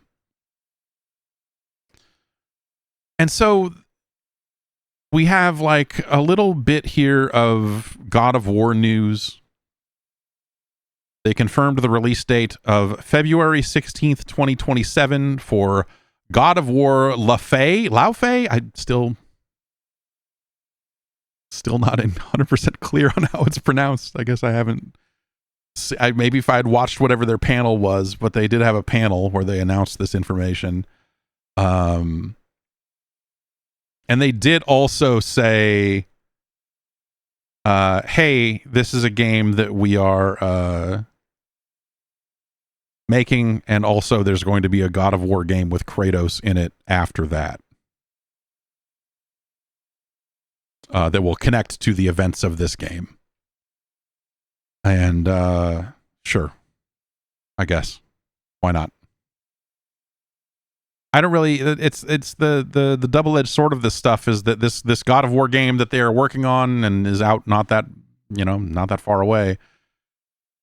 I think it makes a lot of sense to do something outside of Kratos, because Kratos is fucking boring and they have driven Kratos into the motherfucking ground, and so finding a good side story is a great option here.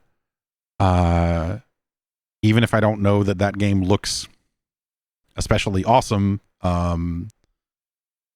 it's the right idea.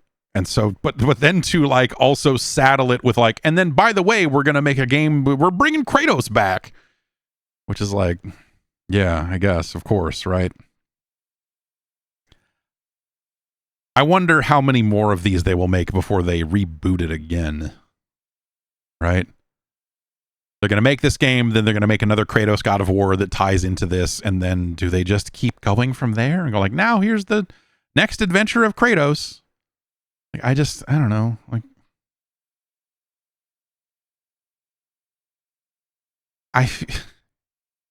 yeah, well, I guess like I was gonna say that team should be able to do something else, but I feel like I know people that left that team because they didn't want to make another God of War game. So they're like, yeah, I guess, if you're gonna be the God of War studio and they're making those games, and a lot of people do enjoy those games, I don't want to sit here and say like they're making them for nobody or whatever, but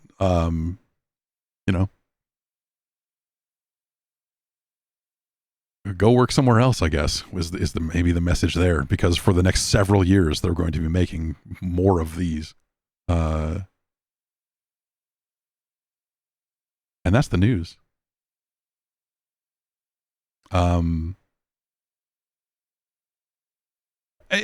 I guess like that's the news, and it's sort of interesting that there wasn't really more there wasn't really that much more stuff out of Comic-Con, like that was sort of, I thought that because we've been in this kind of, there's been this funk, right? And I think we've created a situation here where like or we didn't create a situation, but like, you know, like obviously Xbox went through dramatic layoffs. Like that is still hanging over this entire business, you know? PlayStation dropped the fucking massive stink bomb of like, hey, by the way, we're getting rid of physical discs. Like there's shit in this business right now, you know? And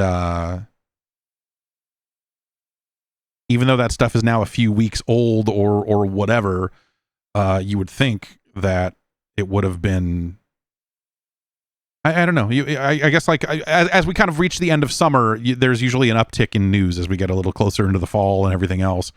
And there kind of hasn't really been that.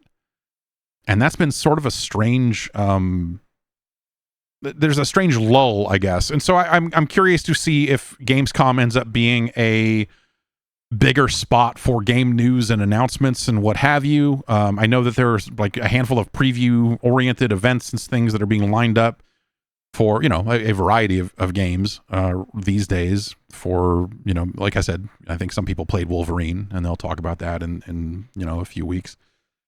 But yeah, I don't know. For an industry that is releasing every single video game it can in September, it's weird that they aren't spending a little bit more time talking about those games right now. And hang on a sec. I need to. All right, my son has hurt himself at the day camp he's at, and I need to check on some things here. And I'll be back in a moment while I figure this out.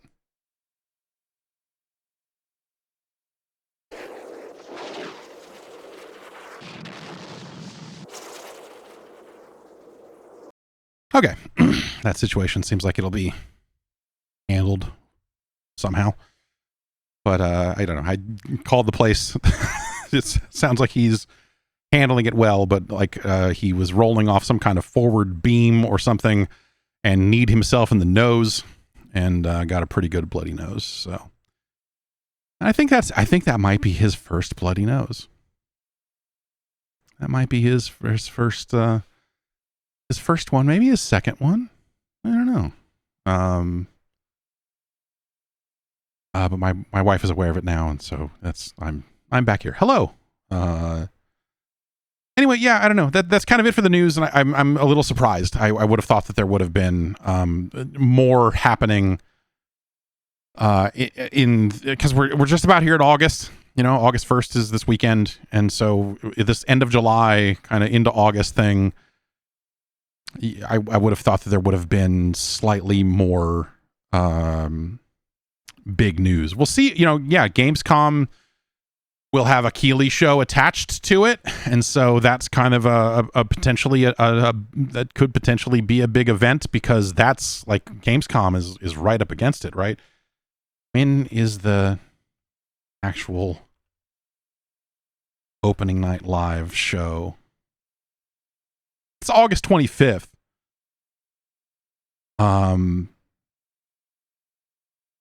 And that's like, again, that's the end of August. That's September. September is such a ridiculously packed month that, you know, I don't know that we'll see a lot of like brand new announcements coming out of opening night live because it'll be a lot of people trying to get their last trailer out, their last little like, okay, one more thing here before our game ships. Please try to remember this game exists as they get into September, because again, everyone is trying to get their games out ahead of Grand Theft Auto, which is a crime simulator.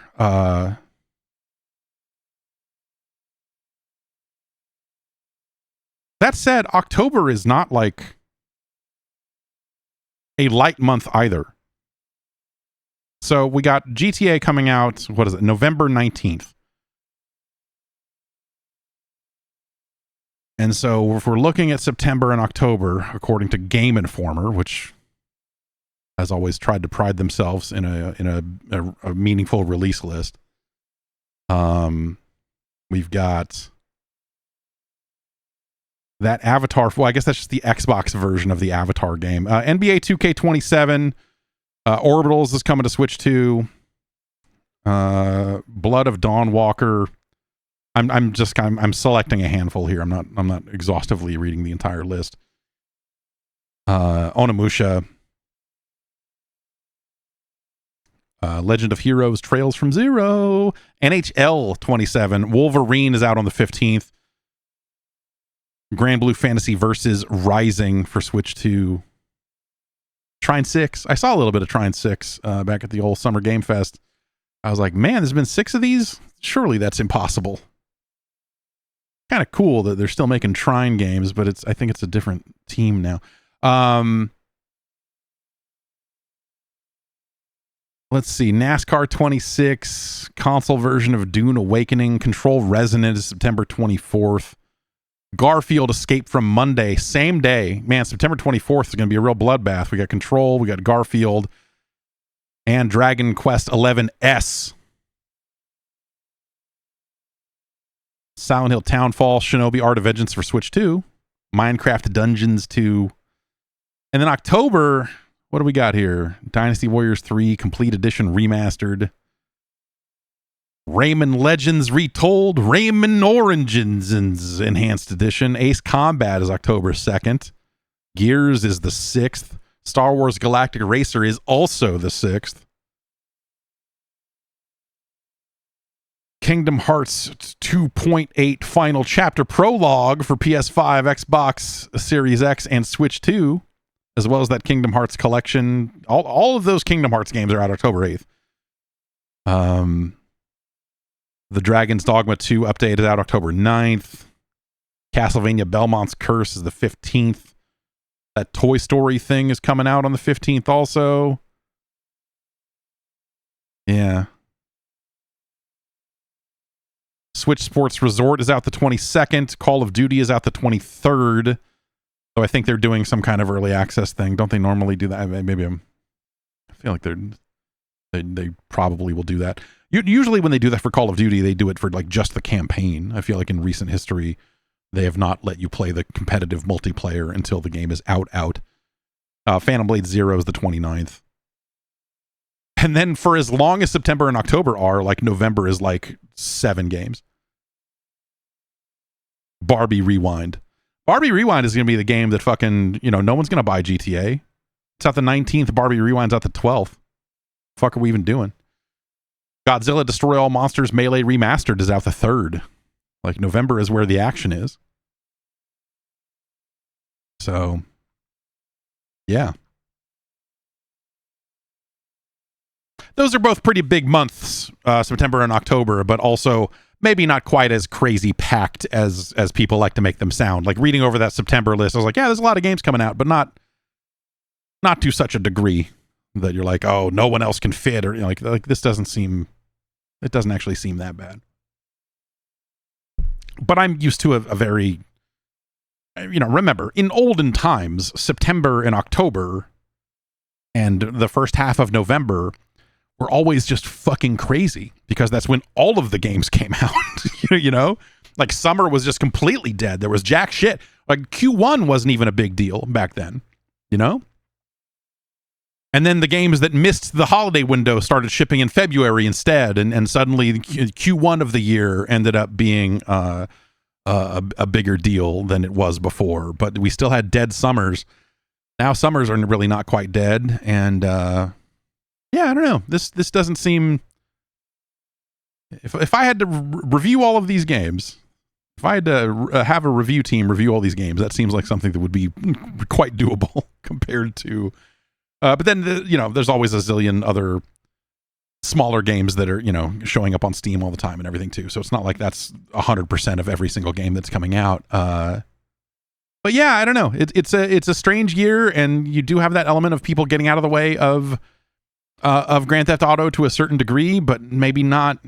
I don't know. I don't know how many games would have been out here. I guess Fable got pushed, right? There was a story going around. Stories like this always crack me up. It's like there's one of those things that's like, that's probably true.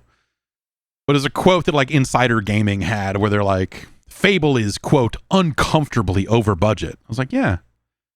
That game's been in development for fucking ever before they even announced it. They restarted. Like, yeah, and guess what?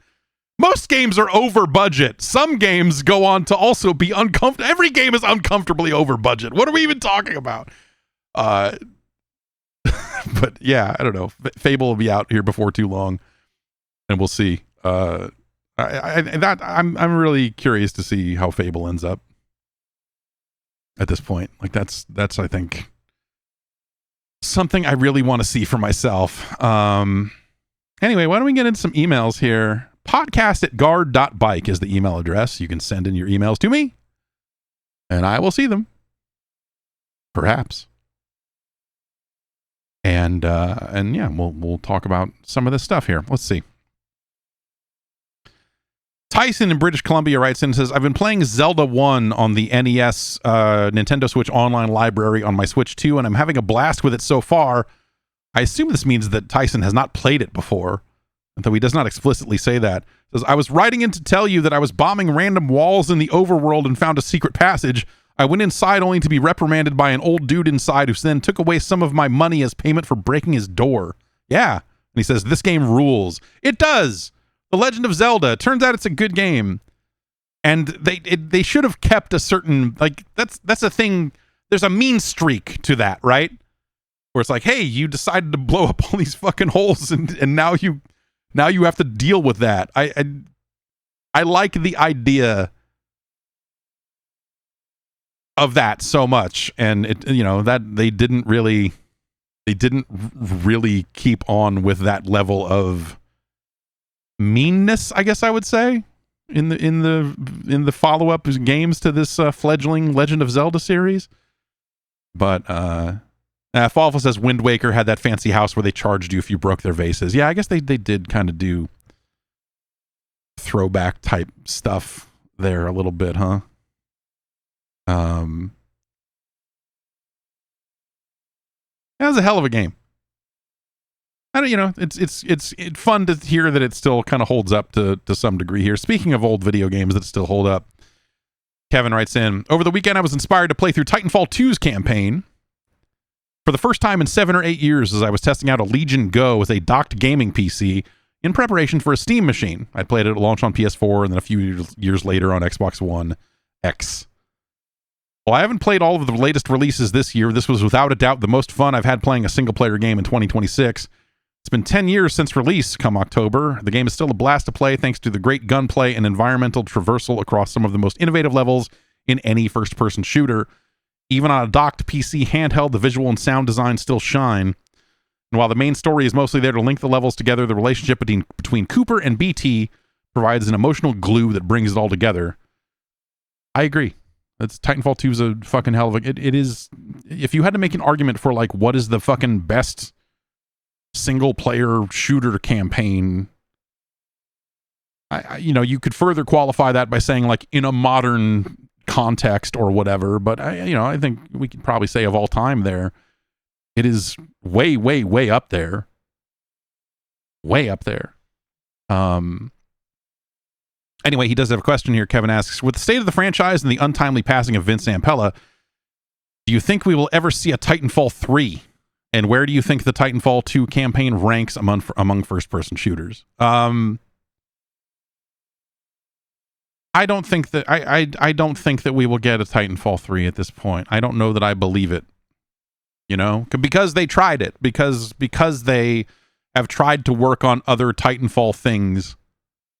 And had them not go all the way, you know. They've tried to get stuff off the ground, whether that was in the context of like Apex Legends ideas, or whether that was something that, you know, they prototyped and thought about on their own. It just doesn't feel like something that it's just, I don't know, man. EA is such a weird company now. I feel like it's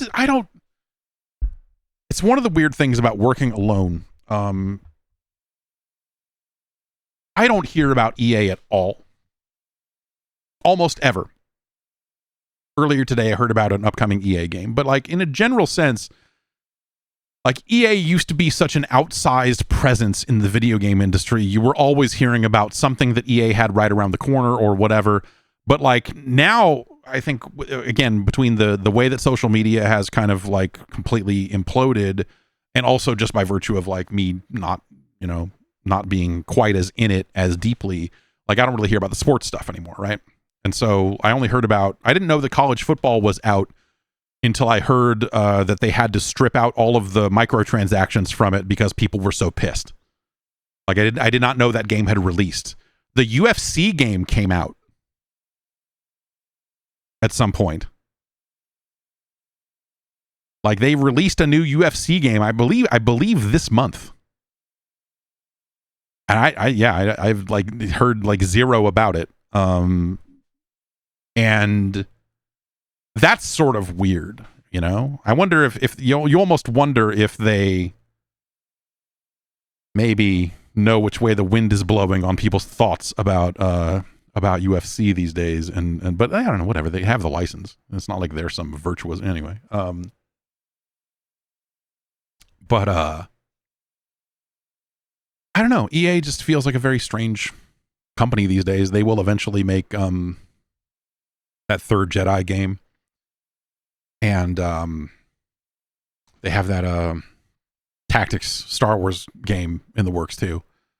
That's them. But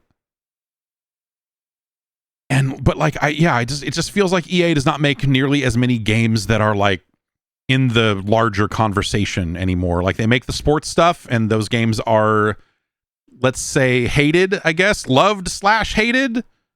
The only game in town, so what are you going to do about it, motherfucker? Like, you know, they're like they're doing that stuff.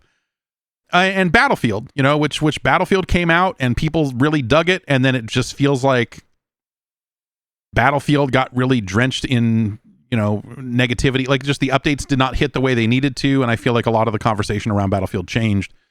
There's still probably plenty of people playing it, but it did not go on to be this like end all be all thing. But in the context of Battlefield being kind of their only like big shooter, I do think that like there is room for a Titanfall in there. And they still have Apex. I mean, Apex is chugging along, I guess. Like I don't hear anything at all about Apex anymore. Other than I'm sure it probably still exists, right? I think if they were going to shut down Apex, we would have heard about it. But like yeah, it sounds like Battlefield is like they've been kind of turning the corner on Battlefield, and people are maybe happy with it again, but like it's a smaller number of people that are happy with it than would have been happy with it if they were happy with it, you know, 6 months ago or whatever. Yeah, it's just weird. I just don't really hear about what EA is up to anymore, and it's kind of a strange. It's strange. Like it's just, I forget that they exist sometimes. Like, oh right, yeah, EA. What the fuck are they doing? Do they ever make another basketball game? No? Okay, weird. All right. What the fuck? And so it always feels like that there's room, because, you know, Apex is running and it's doing its thing, and, you know, it's got its own team that's focused on that game and you know, and whatever, right? And Battlefield is not going to be an annual game. You know? It's not like they're making it like Call of Duty. And you know, Apex is still, you know, is certainly seeing a lot of the same level of updates and all this other stuff. And so you look at that from just a slate perspective, and you go like, man, yeah, in an off year, but between Battlefield games, if they make Battlefield on the 2-year cycle, 3-year cycle, whatever it ends up being, like there's fucking plenty of room to slide another first-person shooter in there. You would think that there would be plenty of room to put a Titanfall game into that slot. If they thought that they could market it, if they thought that they could make it a big deal, as big a deal as it needs to be worth their time, I guess. I don't know. You would think that that would happen.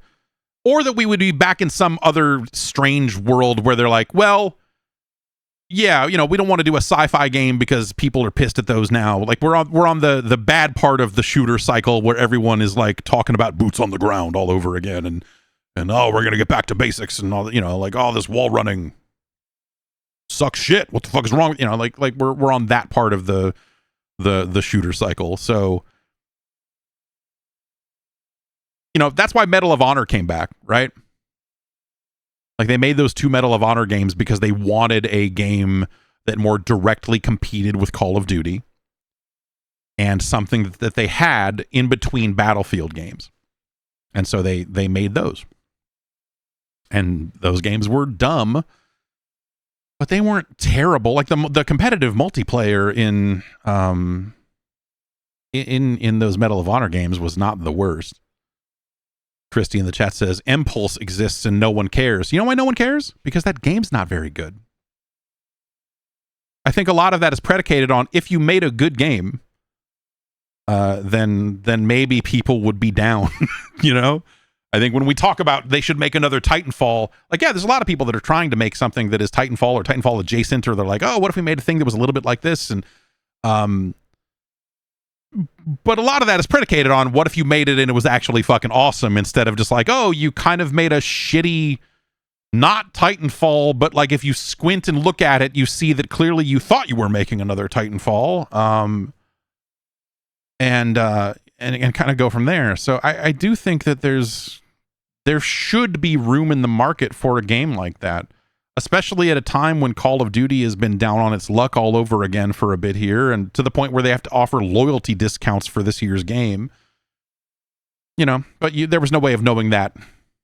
You couldn't start a game development. You couldn't know that Call of Duty was going to go through this and immediately greenlight a new game. You would have had to have guessed on that 2 or 3 years ago to be ready to ship a game this year or what have you. But yeah, it is sort of a weird. It's sad. It's sad that Titanfall did not get its rightful place kind of in the pantheon of competitive shooters at a time when there was room for that, at a time when, the release windows for both of those Titanfall games were not super favorable to launching a new thing. And, some of those games are tricky and a little tough for some people just to, the mobility in those games are things that not everyone's going to be great at. And you could try to make the argument that maybe Titanfall pushed a little too hard on some of that stuff, and there was an audience of people that just were not going to ever be good at it. I'm just trying to think about, like, why didn't Titanfall hit the way it deserved to, for the quality of that game. When you look at Titanfall 2 and just how fucking good that is.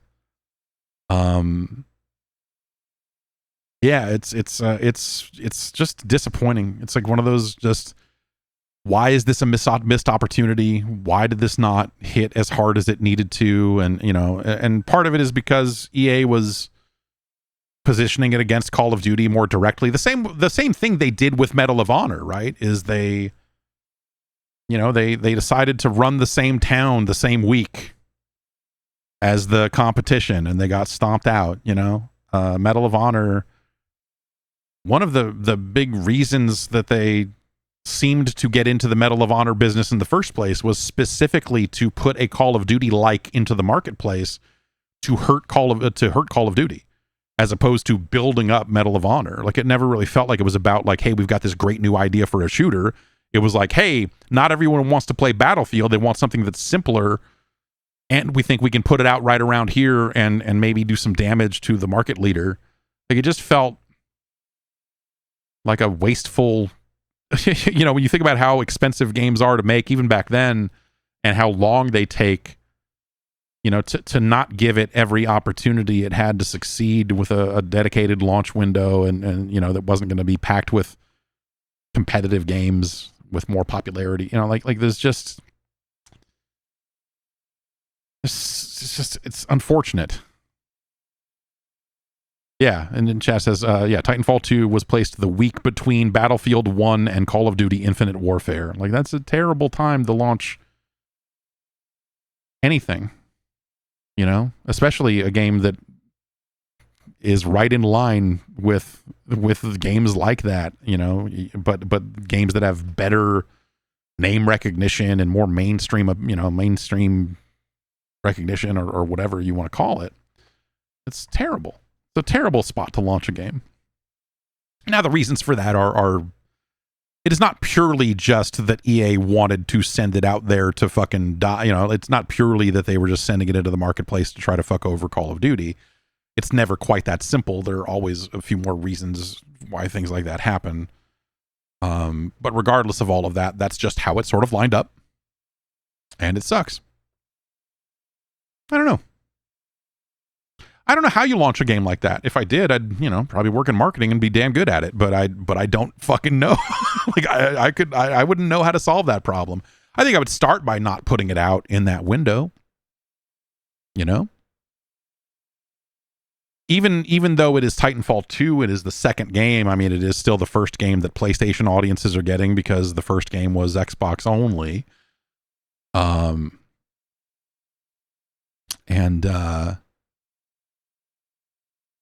Yeah, I don't know. I don't know how you do that. Polygonal Belial asks, how about a new SSX game? Actually, first, Sick 45 Hit Combo says Chris Dring said on his show that he heard the Titanfall 2's release was partly because of the hubris on Respawn's part and not just EA forcing it there. Yeah, so yes, that is... Yes, I don't know that I've heard that specific thing specifically, but when I allude to, yes, there's more than just it being forced into that window. I think there is an aspect of like maybe they didn't originally plan for that spot and it ended up in that spot for a variety of reasons, of delays, this and that, and internally it just kind of ended up there, along with them thinking like, hey, this game is fucking shit hot, man. We can fucking put it out there against anything. Fuck everybody. That is certainly part of the puzzle, at least is my understanding of it, though that is a secondhand understanding on some of that. As for SSX, like, how would you make a new SSX? How about a new SSX game? Like, no. The ship has sailed for games of that size and scope, I think. Like, if you want a new SSX game, it's going to come from an indie developer. It's going to come from a smaller team, and there are teams out there. There's like some big like snowboarding in space game that I saw a trailer for the other day that looked fucking sick. And you look at it and go like, yeah, look at them. They're making this. They're taking matters into their own hands. And they're making their own new SSX. I'm like, yeah, cool. And I think that like a company the size of EA is not going to be in that business anymore. And if they are, you're going to see something that looks like Skate. If they're like, hey, we're going to get behind SSX again, it's going to be like, hey, we made a free-to-play SSX game and you can buy fucking hat that says Burton on it, or whatever. And clearly that has not been working out amazingly well for Skate. So I don't think that's like snowboarding games in general have just kind of fallen out of favor completely, right? That used to be a thing. We had like multiple, it was like, how many Cool Borders games did they make?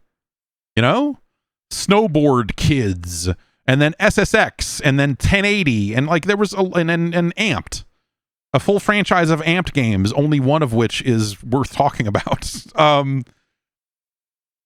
Extreme Sports had its era. Bam Margera ruled supreme. Ubisoft was making a fucking snowboarding game. Everyone was making a fucking snowboarding game. Because it was just a different fucking time. And snowboarding was in a larger conversation than it is these days. You know what I mean? And we're not there anymore. And so, like, when people ask for a new SSX, they're like, yeah, I mean, I don't know. CKY went away also. They barely can make Tony Hawk games. Like, you're out there going like, Kelly Slater needs to come back. Like we need all these other, we need a new Matt Hoffman game. I agree with you. All of these extreme sports games should come back in some sense, but it's just not where we're at, man.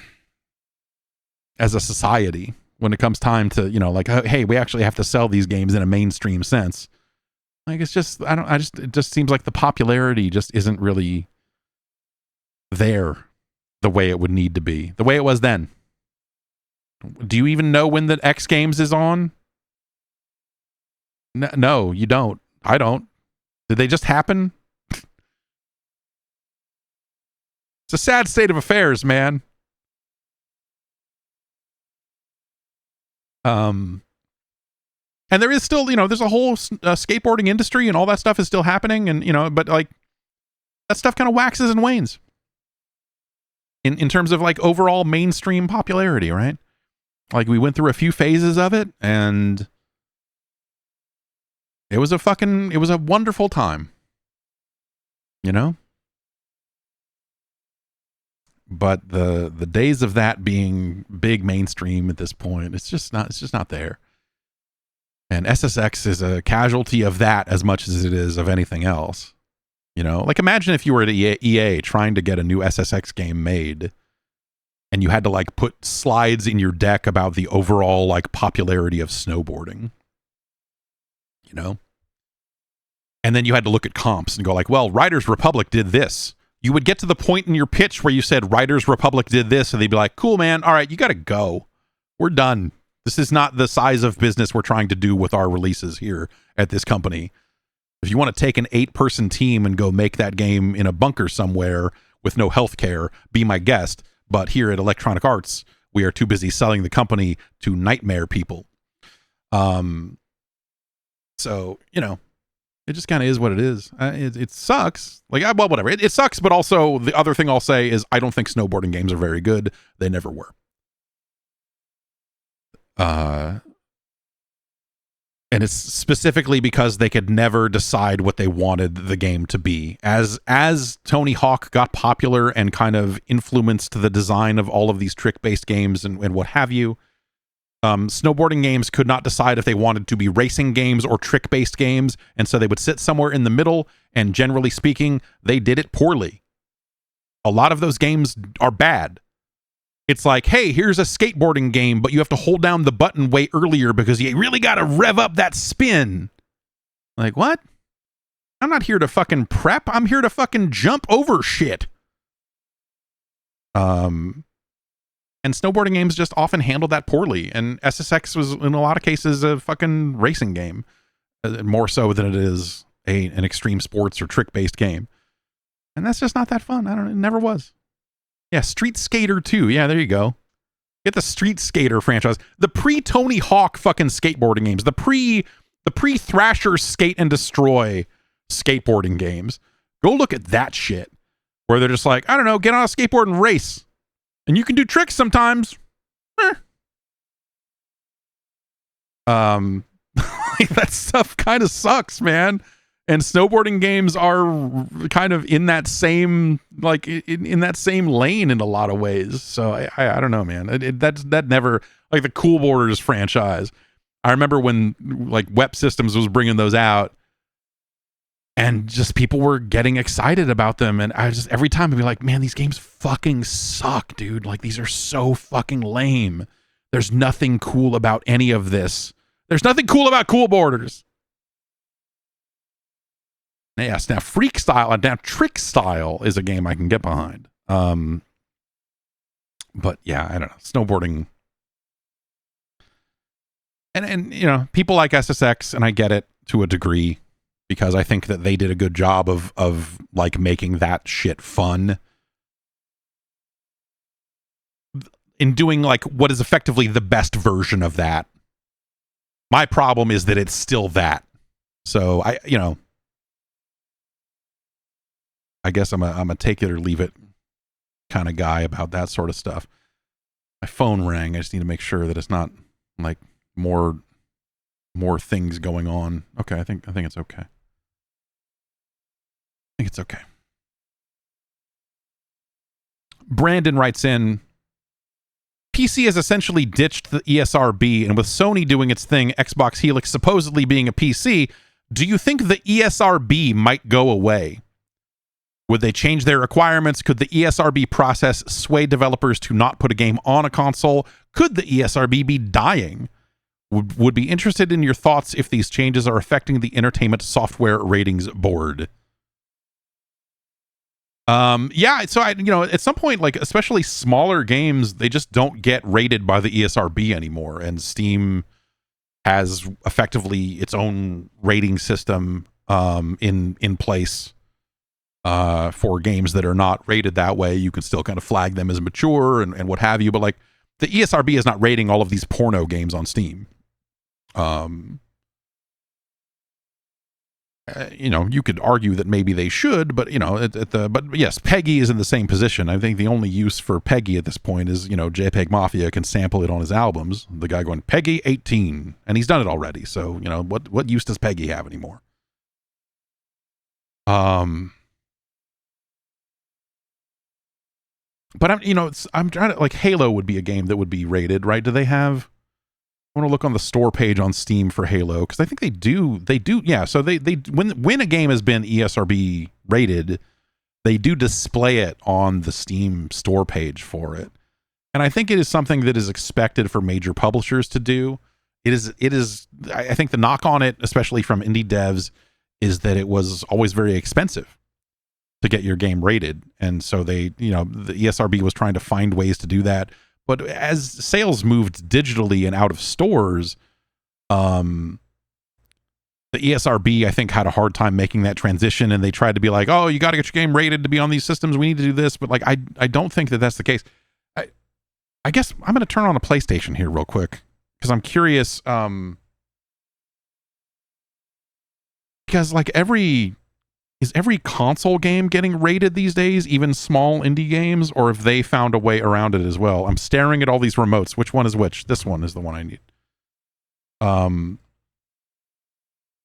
Because I think that ship is largely sailed even on console. And so the usefulness of the ESRB was always something like the specific use for the ESRB, if we're being real about it, is to get like, groups that would act to ban games to shut the fuck up, right?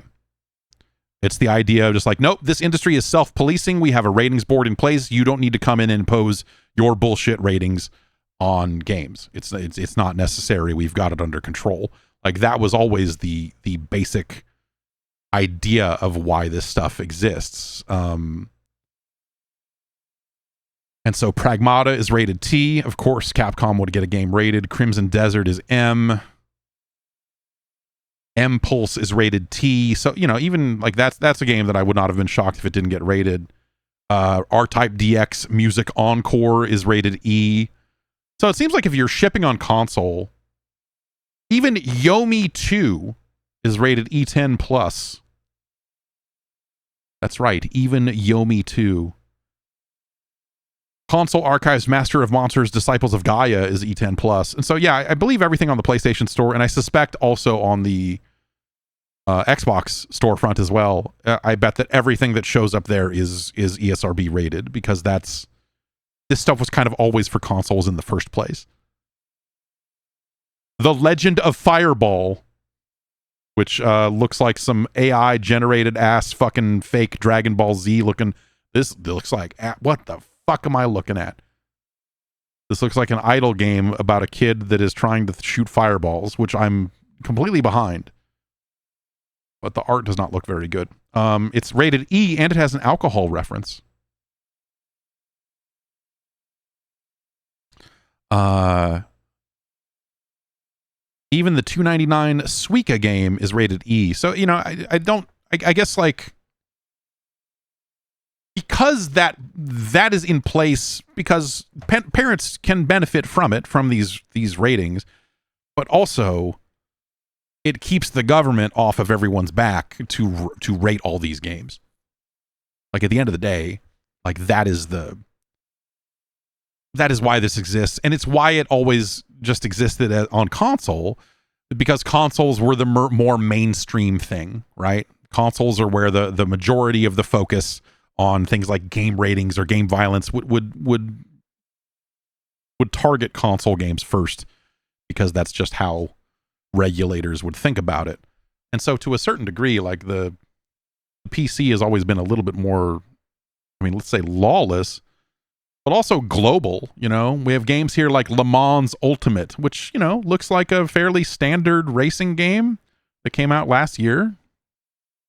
Le Mans. Powered by emotion, it says, but it does not have an ESRB rating. It just says includes interactive elements, including online interactivity. RV There Yet does not have an ESRB rating on its content section on Steam, but it does say that it has in-game chat and online interactivity. And so they're still providing details about the contents of the game for those purposes, even if they aren't going out there and getting rated specifically. And that's something that I think Steam, you know, it is something that leaves them a little bit open for some kind of pressure. But at the same time, you know, we've had enough years go by where that hasn't really been an issue. And it's something that, like, because of Steam's friendly nature of, like, hey, anyone can publish a game here. PlayStation and Xbox are not that different, but it is still a process of, you know, you kind of need to be able to develop for those platforms and all this other stuff. It's not quite as easy as making games for a PC. There are developers that will simply not be able to afford to get their game rated by the ESRB. And I think even as ESRB tried to adapt to that and find cheaper ways for smaller games to get rated because they needed to address the changing market, I don't think they did it in such a way that, you know, that led to all of these games getting rated. And so we see the major games that are likely to get attention are getting rated, you know. Warhammer 40K Space Marine 2, that of course got rated. But that's a game that's also on console. You wonder if they were only making that game for PC, would they have bothered to get it rated in the first place? And so it's really just games from major publishers, games that you know would be multi-platform, and so they're doing the work on console anyway, so why not list it on PC? Rad Jago says RV There Yet, because RV There Yet is on console. It's showing as rated T on Xbox. But yeah, the Steam page did not have a rating. That's probably just as simple as, like, whoever is responsible for that Steam page has not entered the ESRB rating.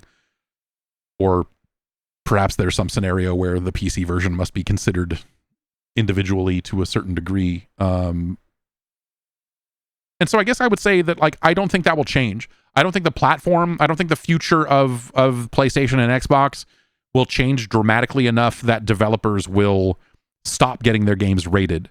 Because I think especially for major publishers that have been around a long time and know what this looks like when it gets sideways, they will be like, no, it's worth it for us to continue to be members of the ESA and continue to get these games rated by the ESRB in case someone starts snooping around and being shitty again. We want to make sure that we've got something we can say, like, see, we're responsible. Whether they're actually responsible or not is a different story, but hey, they at least want to have the appearance of responsibility, if nothing else. And so I think that will continue in the future. I don't see any reason for that to change.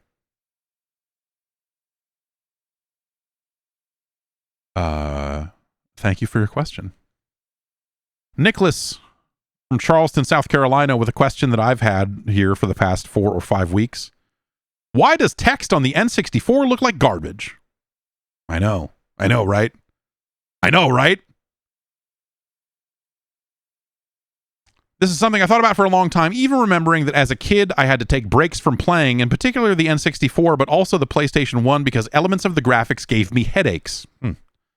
I didn't have the terminology for it at the time, but I always remember thinking things looked off with games like Mario 64 not looking right to me. However, since you've been doing the science, one thing that has really stood out to me is how crappy the text in most games look. I know some of that would change due to being displayed on a CRT, but it's reminding me of a lot of the issues I had but couldn't articulate when I was younger. So why does the text look like crap? It's the resolution of it, and also, yeah, you know, like these games were originally played on a CRT, which would smooth those out, sort of, right? But like the text in Mario 64 never looked great, even with a CRT. It was still noticeable. It's just like, why is this jaggy looking shit? It's really only in the last generation or so that like 4K assets or whatever, like it's really only been recently that like text in games has started to actually look nice and sharp and good. You know, if you get right up on it on a PS4, even in some cases, you know, some of these 1080 games, it's something I've noticed a lot more with the Steam machine, actually, with games rendering at 1080. Because you look at some of these assets, I'm just like dropping shit on the ground over here. Don't mind me. You're like, wow, this stuff looks like shit. It was a big problem in the 360 era because, you know, like, but that was more of a text size thing because not everyone had moved on to an HD TV yet. And so you had games like Dead Rising that were expecting players to have high-res displays that could play these games at 720 or what have you. And when they didn't, and they tried to run them on an old CRT, they look all fucked up. So yeah, it's just it's a byproduct of the resolution used in game platforms at the time. You know, there's a lot of text in that generation on N64, PlayStation, and Saturn that all looks jagged. When we talk about Forza, when we talk about cars in video games, when we talk about the tires looking more round than they ever have, in some ways we're talking about the same thing, right? Resolutions and fidelity has only gotten better over time. And we finally got to a point where that stuff can be truly rendered nicely in a way that it had not been able to before. The N64, I think, is a particular offender here. And I couldn't exactly tell you why the N64 is worse than the others, but there's just something about the way N64 games render. No matter what, CRT, I don't care what display you've got it on.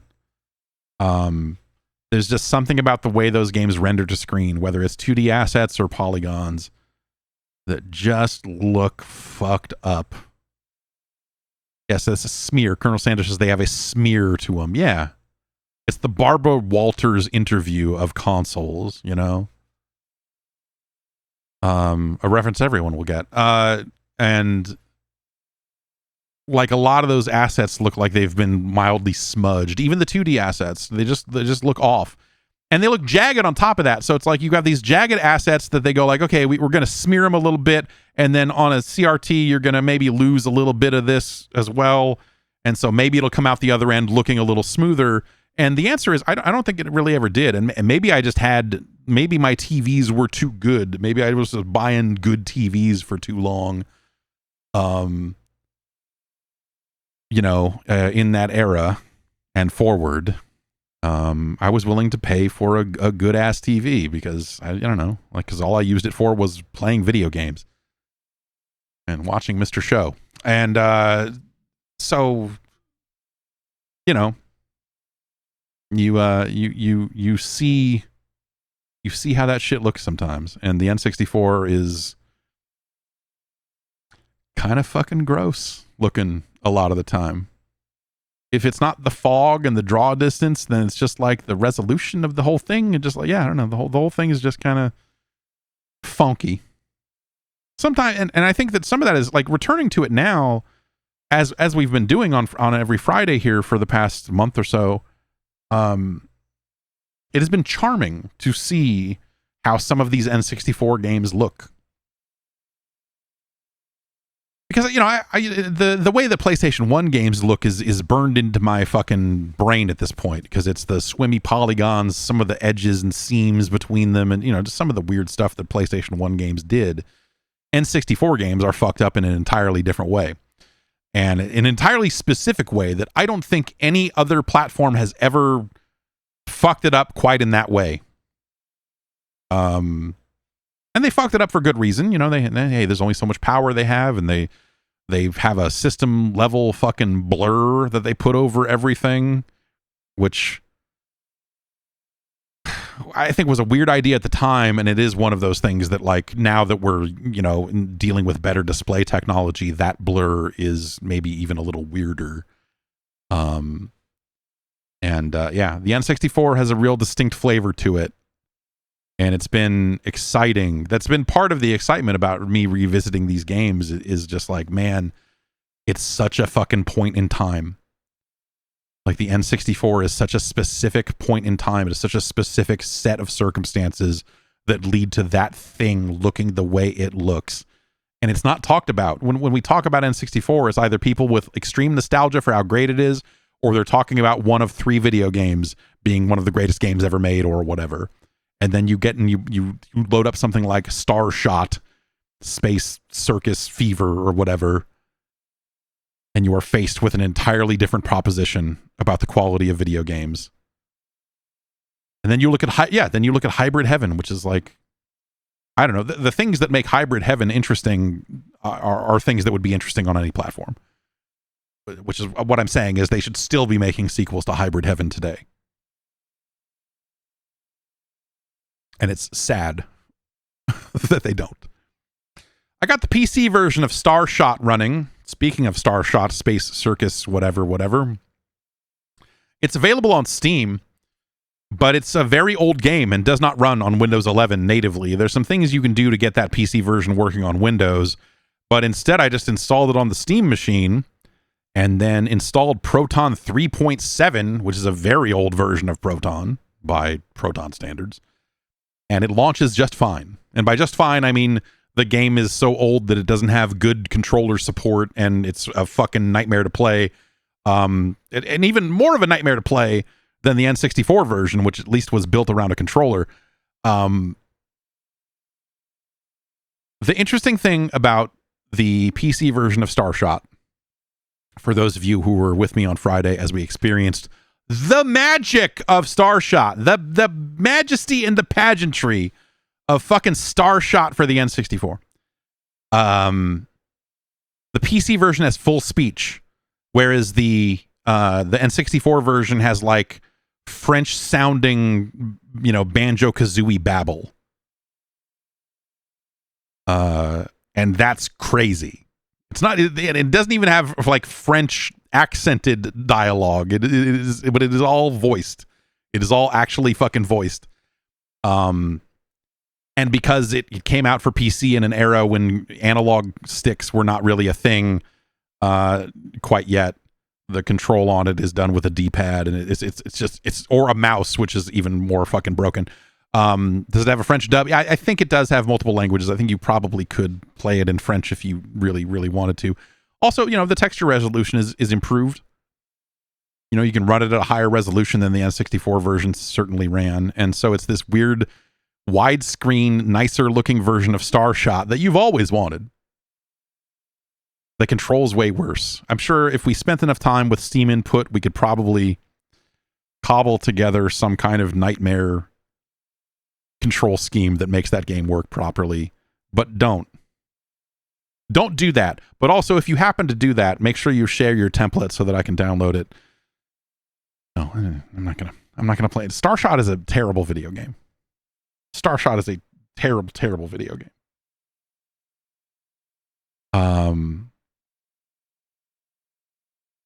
Gary writes in from Australia. Speaking of having a sickness, Gary writes in and says, I've been doing a Steven Seagal movie deep dive lately, and guess what? They're all bad. I know there was beef between Seagal and Jean-Claude Van Damme, and the movie-going audience became split between the two mediocre action stars. Where did you fall in this culture war? Seagal's career has gone in weird directions, to say the least. Yeah, Steven Seagal is, he lives in Russia now, doesn't he? Didn't he just become like a fully fucking, like, he's a Putin guy? Like, of all the things, like, oh yeah, all these years later, yeah, I don't know, he's just like a fucking, I don't know. Yeah, Steven Seagal seems like a real piece of shit, and his music is fucking terrible. But hey, The Glimmer Man is a really fucking terrible movie that is enjoyably terrible in a couple of ways. So, it's got that going for it. I don't care about either of these guys, and I never really did.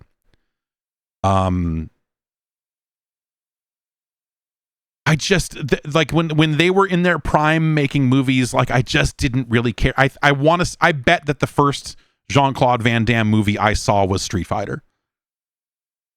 And years later, I have since seen, like Bloodsport and some of this other stuff, and or Kickboxer, and like there's stuff, and you watch those and go like, oh yeah, those are pretty good for what they are.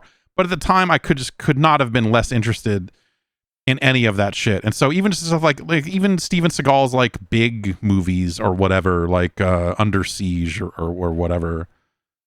I didn't really ever have the interest in that. I had a friend in high school who apparently joined the military not long after we graduated.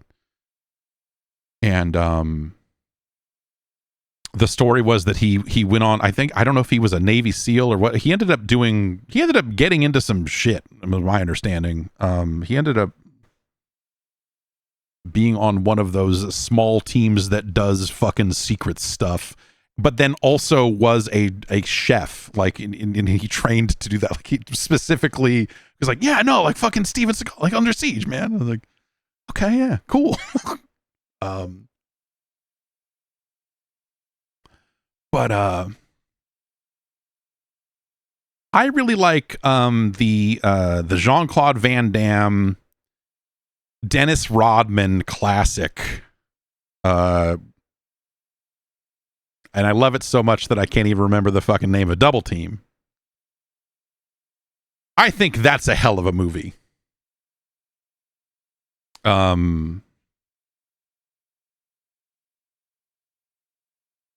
And that's about it. I don't know. I don't really have any interest in either of them. Steven Seagal always seemed way fucking shittier than Jean-Claude Van Damme to me, as someone who didn't really care about any of those movies at the time. Like, Time Cop is neat. Yeah, Time Cop's fine. I'm not like a Tony Khan level fan of Time Cop. I think Time Cop is all right. Is Hard Target the one at the hockey game? Which one is the which? Yeah, okay. That, yeah, or is that, no? That's Sudden Death. Okay. I remember Sudden Death being like fun for what it was. Hard Target's the John Woo movie. Okay. Yeah, I don't know. Like, it was never something I kept like distinct track of. It was just not my kind of action movie back then, and so I didn't really have any specific interest in either of them. Steven Seagal is funnier in a lot of ways. I don't mean that on purpose. I mean like the life he has led is like pathetic and crazy in ways that you look at and go, oh my fucking God, dude, what is that guy doing? And so of course he like moved to Russia and like became like even more of a fucking lunatic. Of course he had a fucking energy drink, you know? But that dude seems like he super sucks. Barry from Ireland writes in to just say Burnout 3 is the greatest racing game ever made. That's a totally valid choice. I don't know that I don't. Is it the greatest racing game ever made? It's up. That's definitely up there, man.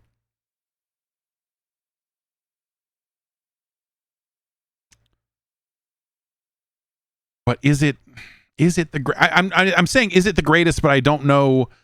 I don't know what else is really in that conversation. You know, I think you put some, like, I would put like a Ridge Racer Type 4 at least in the conversation, though it's kind of a different thing. I don't know. It's a really hard, you know, and then you got people that are going to want to put like Gran Turismo games in there, and I think those people are nightmares. But, you know, like, sure. But I think that's almost a different genre at this point. F-Zero, yeah, I mean, sure, F-Zero GX. I don't know, GX, I guess. I don't know. I never really cared that much about GX. I was more of an F-Zero 64 kind of gentleman. Connecticut, Jesus Christ. I don't think it's Connecticut. It's probably not Connecticut.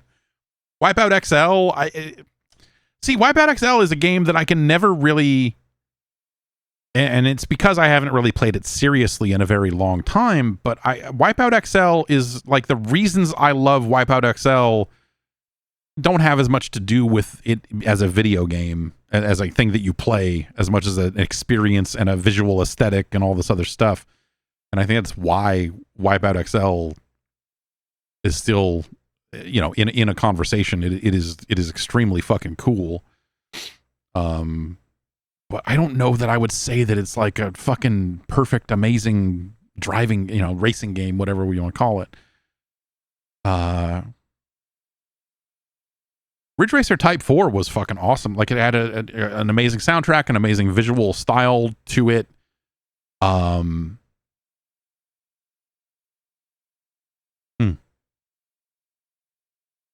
And it had its crazy controller, you know, with playing that game with the JogCon was really a big deal, to the point where I have not been able to play it since, because I want to play it again with the jog. I need to find my JogCon and see if I can hook it up to the Mister and play it that way or something. Maybe that would be a good way to do it.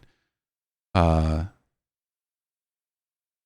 McRae 2 and 3. Yeah, I get. Yeah, sure. I don't know. Like, see, those are games I would never even think of in this conversation, because I'm always thinking about things that are like way more arcadey.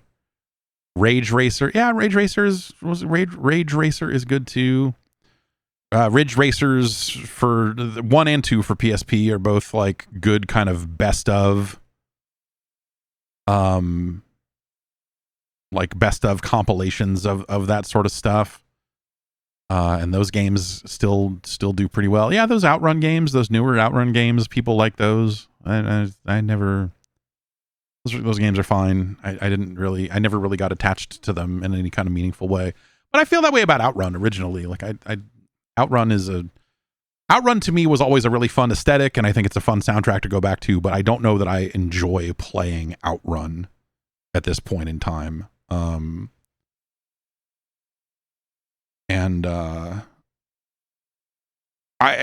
feel the same way about Hang On and Super Hang On also, like really cool arcade machines and big bulky motorcycle that you can lean around on, and that's great.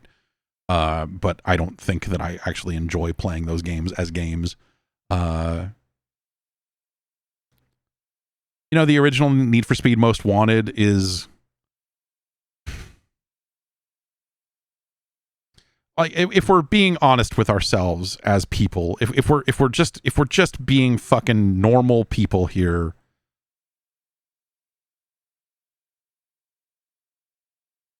Need for Speed Most Wanted is a tedious fucking hellhole of a video game. It's a great game as long as you don't try to fucking play all of it. Like, there are parts of that game and like it's fun to drive, it controls well, like there's a lot of stuff there. But as you try to work your way up the blacklist to face off against Razor Callahan, you eventually reach a point. And I reached this point with this game originally because, you know, I'm trying to get all these achievements and do all this stuff. It's just like, dude, fuck. Like, some of those late game objectives, which I was reminded of recently when one Mr. Do.pro took a break from his mashed potato eating adventure to play through Need for Speed Most Wanted. And so I got to see some of that late game again for the first time in a long time. And it was a real, like, oh, fuck, man. Just climbing on top of that fucking bus station and sitting there and waiting for the fucking timer to tick up until you had enough fucking bounty points or whatever to fucking clear an objective for the blacklist. And it's just like, dude. It's still a cool game. I think it has not aged super well, but even at the time... Even at the time, Need for Speed Most Wanted had some issues, had some frustrating things going on in it. Rad Jacob says not as much of a grind as Full Auto. Full Auto fucking sucks. The sequel to Full Auto is worse, but Full Auto is a bad fucking game. A bad game that I have every achievement point in on 360. Full Auto fucking sucks. Like, as a game where you are, here's a car with guns on it or whatever. Like, dude, it's just fucking bad. Blur is cool. Blur is like if they made Mario Kart with more realistic looking cars, right? And Blur is like the prequel to Wipeout. Like the nicest thing you could say about Blur, and it is actually a genuinely nice thing. I don't mean that. Is like, you know, Blur is a pretty good, you know, Wipeout before the cars could hover kind of game, right? And that stuff's kind of cool. There was the Criterion era Need for Speed games there. Yeah, the I think even the rebooted Most Wanted and Hot Pursuit was really cool. The multiplayer was fun. The Cops versus Racers shit was cool. But other racing games that, like, what's in that conversation? I think Burnout 3 is a game that, like, when you say it, I believe it. I don't know that I agree with it, but I believe that you believe it, and I can get behind that. A lot of these other games we've talked about for the last 20 minutes here or whatever. I don't know that I buy them in that position. For me, I think a lot of it becomes like, is it Burnout 3 or is it Burnout Paradise? And I think Burnout 3 obviously is a much more pure experience, and it comes down to what you're looking for. The problem with Burnout 3 is that it's too good. No, the problem with Burnout 3, look, I know people like to shit on Burnout Revenge these days, and I get it. Like, there are aspects of the way that game is built in terms of, like, you can check traffic now and just run into cars, and it you know, and that changes the danger that you have to contend with moment to moment and makes it slightly easier in that particular way than Burnout 3 was. I think structurally, Burnout Revenge like fleshes out so many other aspects of the game. Just, you know, the between race experience and what you do to get from one point to the next and whatever. I think that stuff is still good. Whereas when I go back to play Burnout 3, there are aspects of the progression in Burnout 3 that get repetitive in ways that I just kind of eventually give up on. And so, like, I think while the changes made in Burnout Revenge are, like, I guess we could call them controversial. I think structurally and a lot of that stuff, Burnout Revenge is a better game. I think the tracks are more engaging. And if you could combine those two things, you would have a fucking unbeatable fucking video game, right? If you could take the blue sky aesthetic of Burnout 3 and put it into the fucking grim dark world of Burnout Revenge and potentially take out traffic checking, or at least like limit how much of it you can do or see or whatever, I think you would have the ultimate goddamn video game. We would be done. They wouldn't make them anymore. They would have stopped making video games if they had found a way to combine the strengths of those two games. But they never did. Instead, they just made Paradise, which is an amazing fucking game in its own right. And when people try to talk shit about Paradise these days, I think that they're bad people. I just think that they're bad people. That's all. It's fine to say that you like Burnout 3 more than you like Paradise. I don't know that I agree with that, but I appreciate that conceptually. They're different things, right? I mean, Paradise is such an exciting, crazy multiplayer. Like it's a multiplayer game in the that they weren't making it. It's a social multiplayer game that should have been a big hit today. If it had come out today and that they had maybe made some different choices about the list of goals and how many players you needed and some of that other stuff.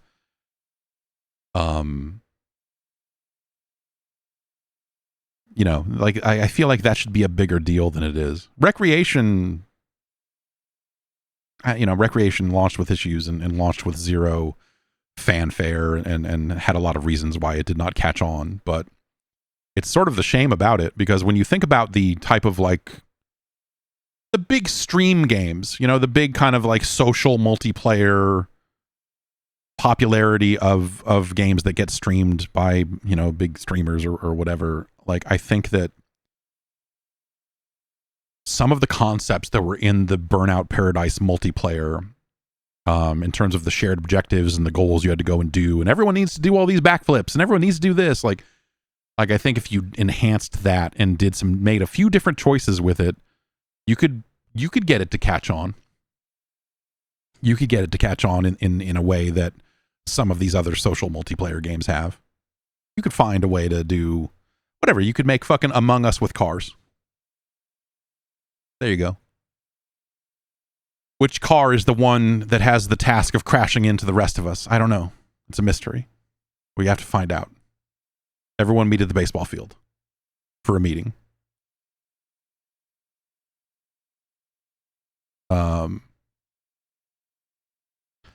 Crafty NYC says, you can't truly rank the 64 games if you never beat Majora. I reviewed Majora's Mask.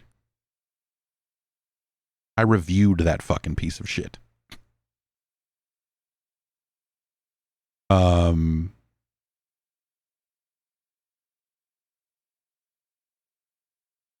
Let's see here.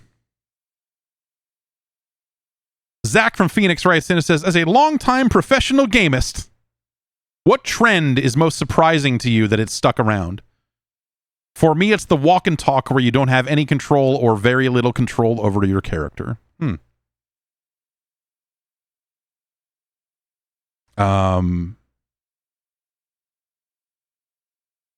The walk and talk serves a purpose, though, right? I mean, you need to convey information to the player. You need to make sure they get it, whether it's story stuff or whatever. And so instead of going into a full-on cutscene, which are expensive and also take you even further out of the action, doing a kind of walk and talk type thing, I don't love them. But I get why they exist, right? Situations where you have to control the walk and they do the thing where like your walk speed is faster than the fucking guy you're supposed to be following.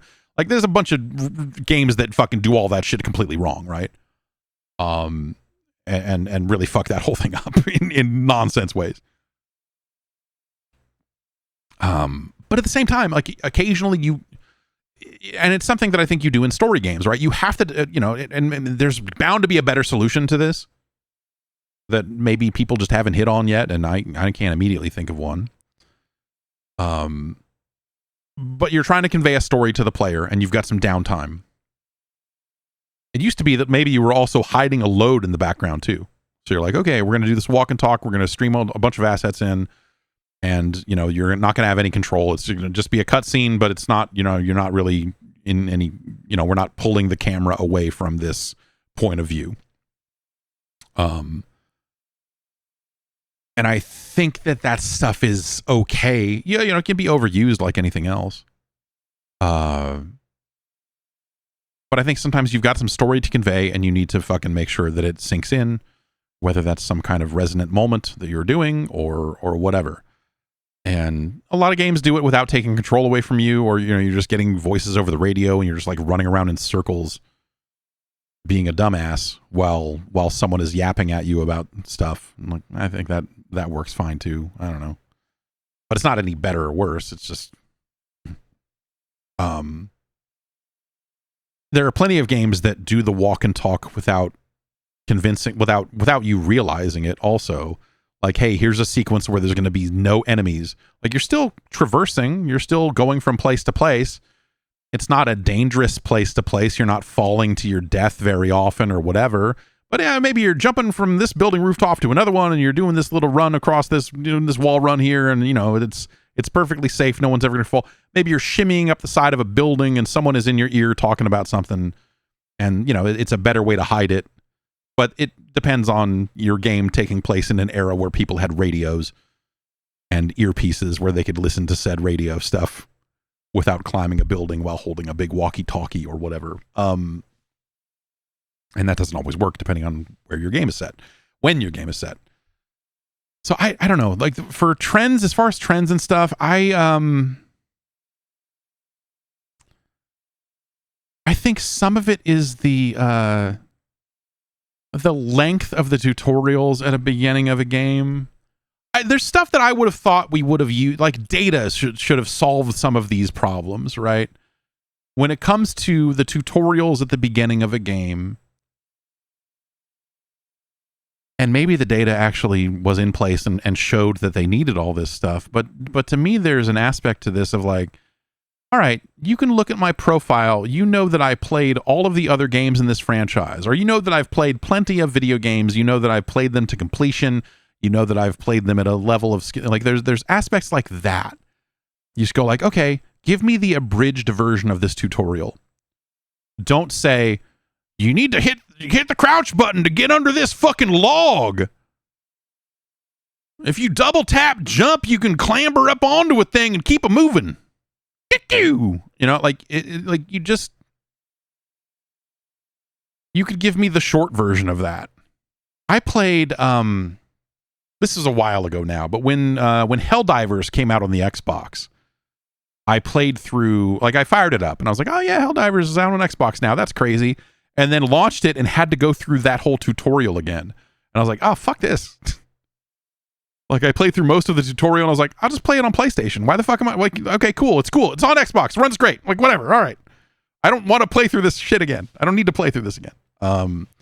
And so I think there's aspects like that. You just go like, I wish that games had a little more faith in their player base or used that data to greater effect. Like, okay, we think that, you know, based on your experience with this franchise, we're going to do this, you know? Call of Duty used to try to do it in game, right? Where they gave you a training level and then based on how well you did at the training level, which was all fake and dumb anyway, they would go like, oh, okay, you completed that training course really quickly. We think you should play on a higher difficulty setting, which I don't think the task they were giving you and the difficulty of the campaign were two very different things. And so one didn't necessarily, like if you were really good at the training course, it didn't always mean like, oh, you're ready to play this game on the hardest setting, because the hardest setting, they shoot back. The training level doesn't fucking shoot back. Just because you could finish the course in 16 seconds doesn't mean you fucking want to deal with this bullshit for the next fucking 6 hours. So, you know, like that stuff was never really great, but it was at least an idea for figuring out difficulty in some of the other settings. And so I think, you know, utilizing some of that data to shorten up the extended tutorial intro to some of these games, I think is something I would have figured that more people would do by now. Not that necessarily it's the worst trend in the world, because, you know, there's always new players coming to games and players that need a refresher course. I've certainly been in that boat. If anything, I want some games to have a tutorial that launches if you haven't played a game in 6 months. Like, hey, by the way, like we're going to give you all these tool tips again because we know you haven't played Destiny 2 in like 9 months. I'm like, yeah, cool, good, thank you. Like more games should be doing stuff like that. But on the tutorial side, again, I would have figured that there would be these situations, and you know, that's extra work to figure out, like, oh, how do we do the short version of the tutorial? Like, you know, that's development work that like fucking they don't need to do. But that's something I guess I would consider myself surprised that we didn't, as a people, as a species, we haven't gotten away from some of that stuff.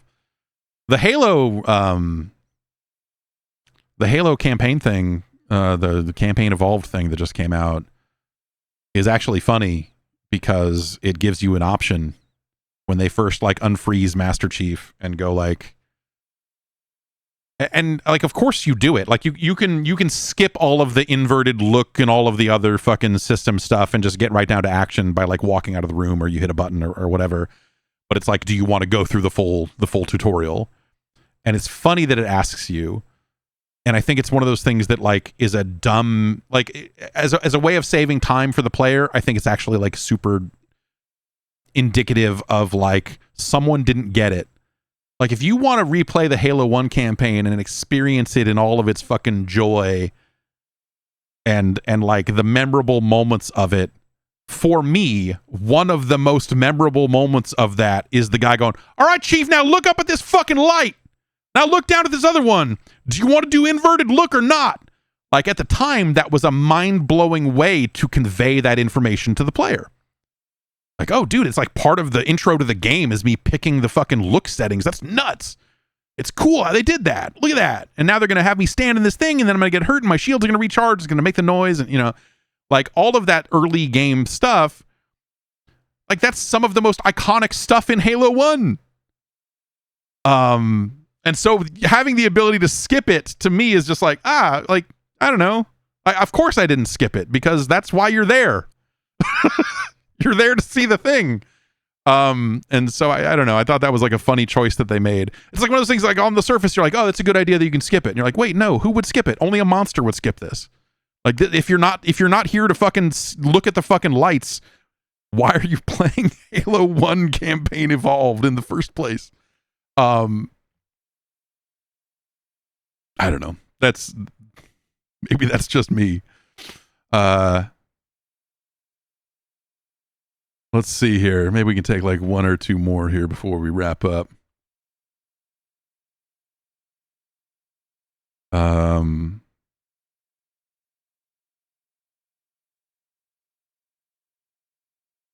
that one we already took.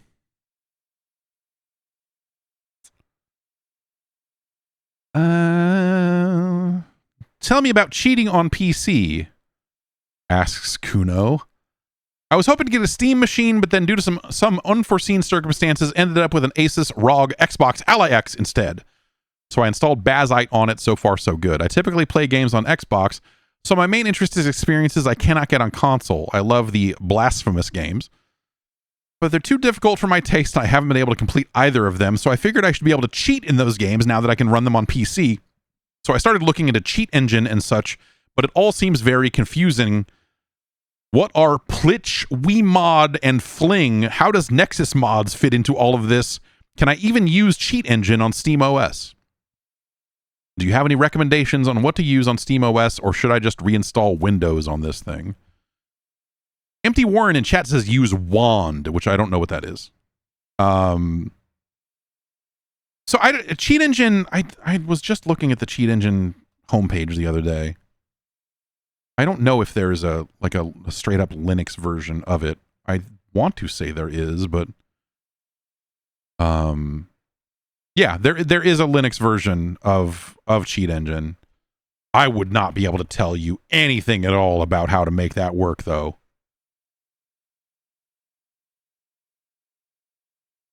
So I don't know that I have a good answer for you there, but Cheat Engine is a pretty effective, fun thing. Yeah, so there are options that people have built for Steam Deck and Steam Machine, and so if you're running Bazite, which is going to run, well, I guess can you still run Decky and plugins on a Bazite install? I thought you could, but I guess I don't know that for sure either. Cheat Deck is a Decky plugin, according to Bardem1. That'll let you load trainers kind of alongside a game. So the thing I'll say about cheating in games and Cheat Engine and some of the ecosystem around that is that there is an ecosystem around that of people that are trying to charge for trainers, and they charge for other people's work in some cases. And so there's kind of a shady environment around some of that stuff with money that I would try to stay away from. You shouldn't need to pay for any of this stuff. Unless, someone's on a Patreon doing a thing, and, like Cheat Engine is on Patreon. I was backing Cheat Engine on Patreon for a while. And they give you access to earlier versions of the software if you do so. So there's stuff like that. But you should not have to subscribe to a service, or like subscribe to our trainer service. Like, all that stuff seems like scams. It feels like it's like one step removed from people selling Fortnite cheats and all this other fucking insane shit. So there's stuff about that cheating scene and the trainer scene that I think gets really filthy really fast. So I would watch out. But yeah, there are definitely some options along those lines. I think you should be able to do that on a Bazite install, but I have not messed with that. So I can't tell you for certain, especially on a handheld where you're just going to have one screen and not have a keyboard attached, and like that might be a really funky experience. Though with that Decky plugin, if you can run that there, then in that case, I think you're mostly just downloading like vetted trainers that are kind of meant to be loaded that way. And so that might be a better way to go. But I'm sorry, I don't have the exact answer to your question. But you can in theory do that stuff. Nexus mods shouldn't really factor into this. Nexus mods is just a site that hosts mods and trainers and stuff, and so you might find some stuff there, but it's not really vital. Depending on the games you're playing, the blasphemous games, I don't know that that's necessarily something you would find on there. But like, if you could download mods that make games easier in some cases, and that's almost as good as a cheat, and some of that stuff ends up working pretty well there. Bardem1 says, I haven't had any trouble with any Fling trainers. They work well for me on deck. So that stuff, at least in theory, runs on a Steam Deck. But yeah, I don't know. I have not messed with any of that stuff on a Linux machine of any kind. So I don't know how easy or hard that is to do. Cheat Engine on Windows on this Windows machine for me is easy, and it'd probably be easy for me if I had Linux on this machine because it's a machine that has 3 monitors on it. And so I can have a full screen game and have Cheat Engine over here, and I can very easily work with both at the same time. And, you know, to me, that's a part of this process, and doing it on an Xbox Ally X seems like that would be tricky to do it in that specific way. So I might look for, whether you can, you know, if you can install Decky plugins there, then that might be a way to go. But yeah, there you have it. And that's going to do it for the program. Thanks everybody for listening. I will be back Wednesday. We'll hang out. We'll talk some more. And then on Friday, of course, we will get back to ranking 64-bit Nintendo games. I have the list for this week. I don't know. I have not picked, but this week we're probably going to end up seeing Tigger's Honey Hunt, which Tim wanted to see. Jake wanted to see Bomberman 64. So that might be a game we see on Friday. And Chris wanted to see something called Big Mountain 2000, which I don't even know what that is. I assume it's a mountain biking game, but I don't know. I don't know what the fuck Big Mountain 2000 is. It sounds like a fake video game. So those are at least theoretically on the list for episode 6 this Friday. And come on through then. We'll check that stuff out and more. Head over to Jeff.Zone. You get an ad-free version of this podcast and so much more. Thanks everybody for your support, and I will see you next time.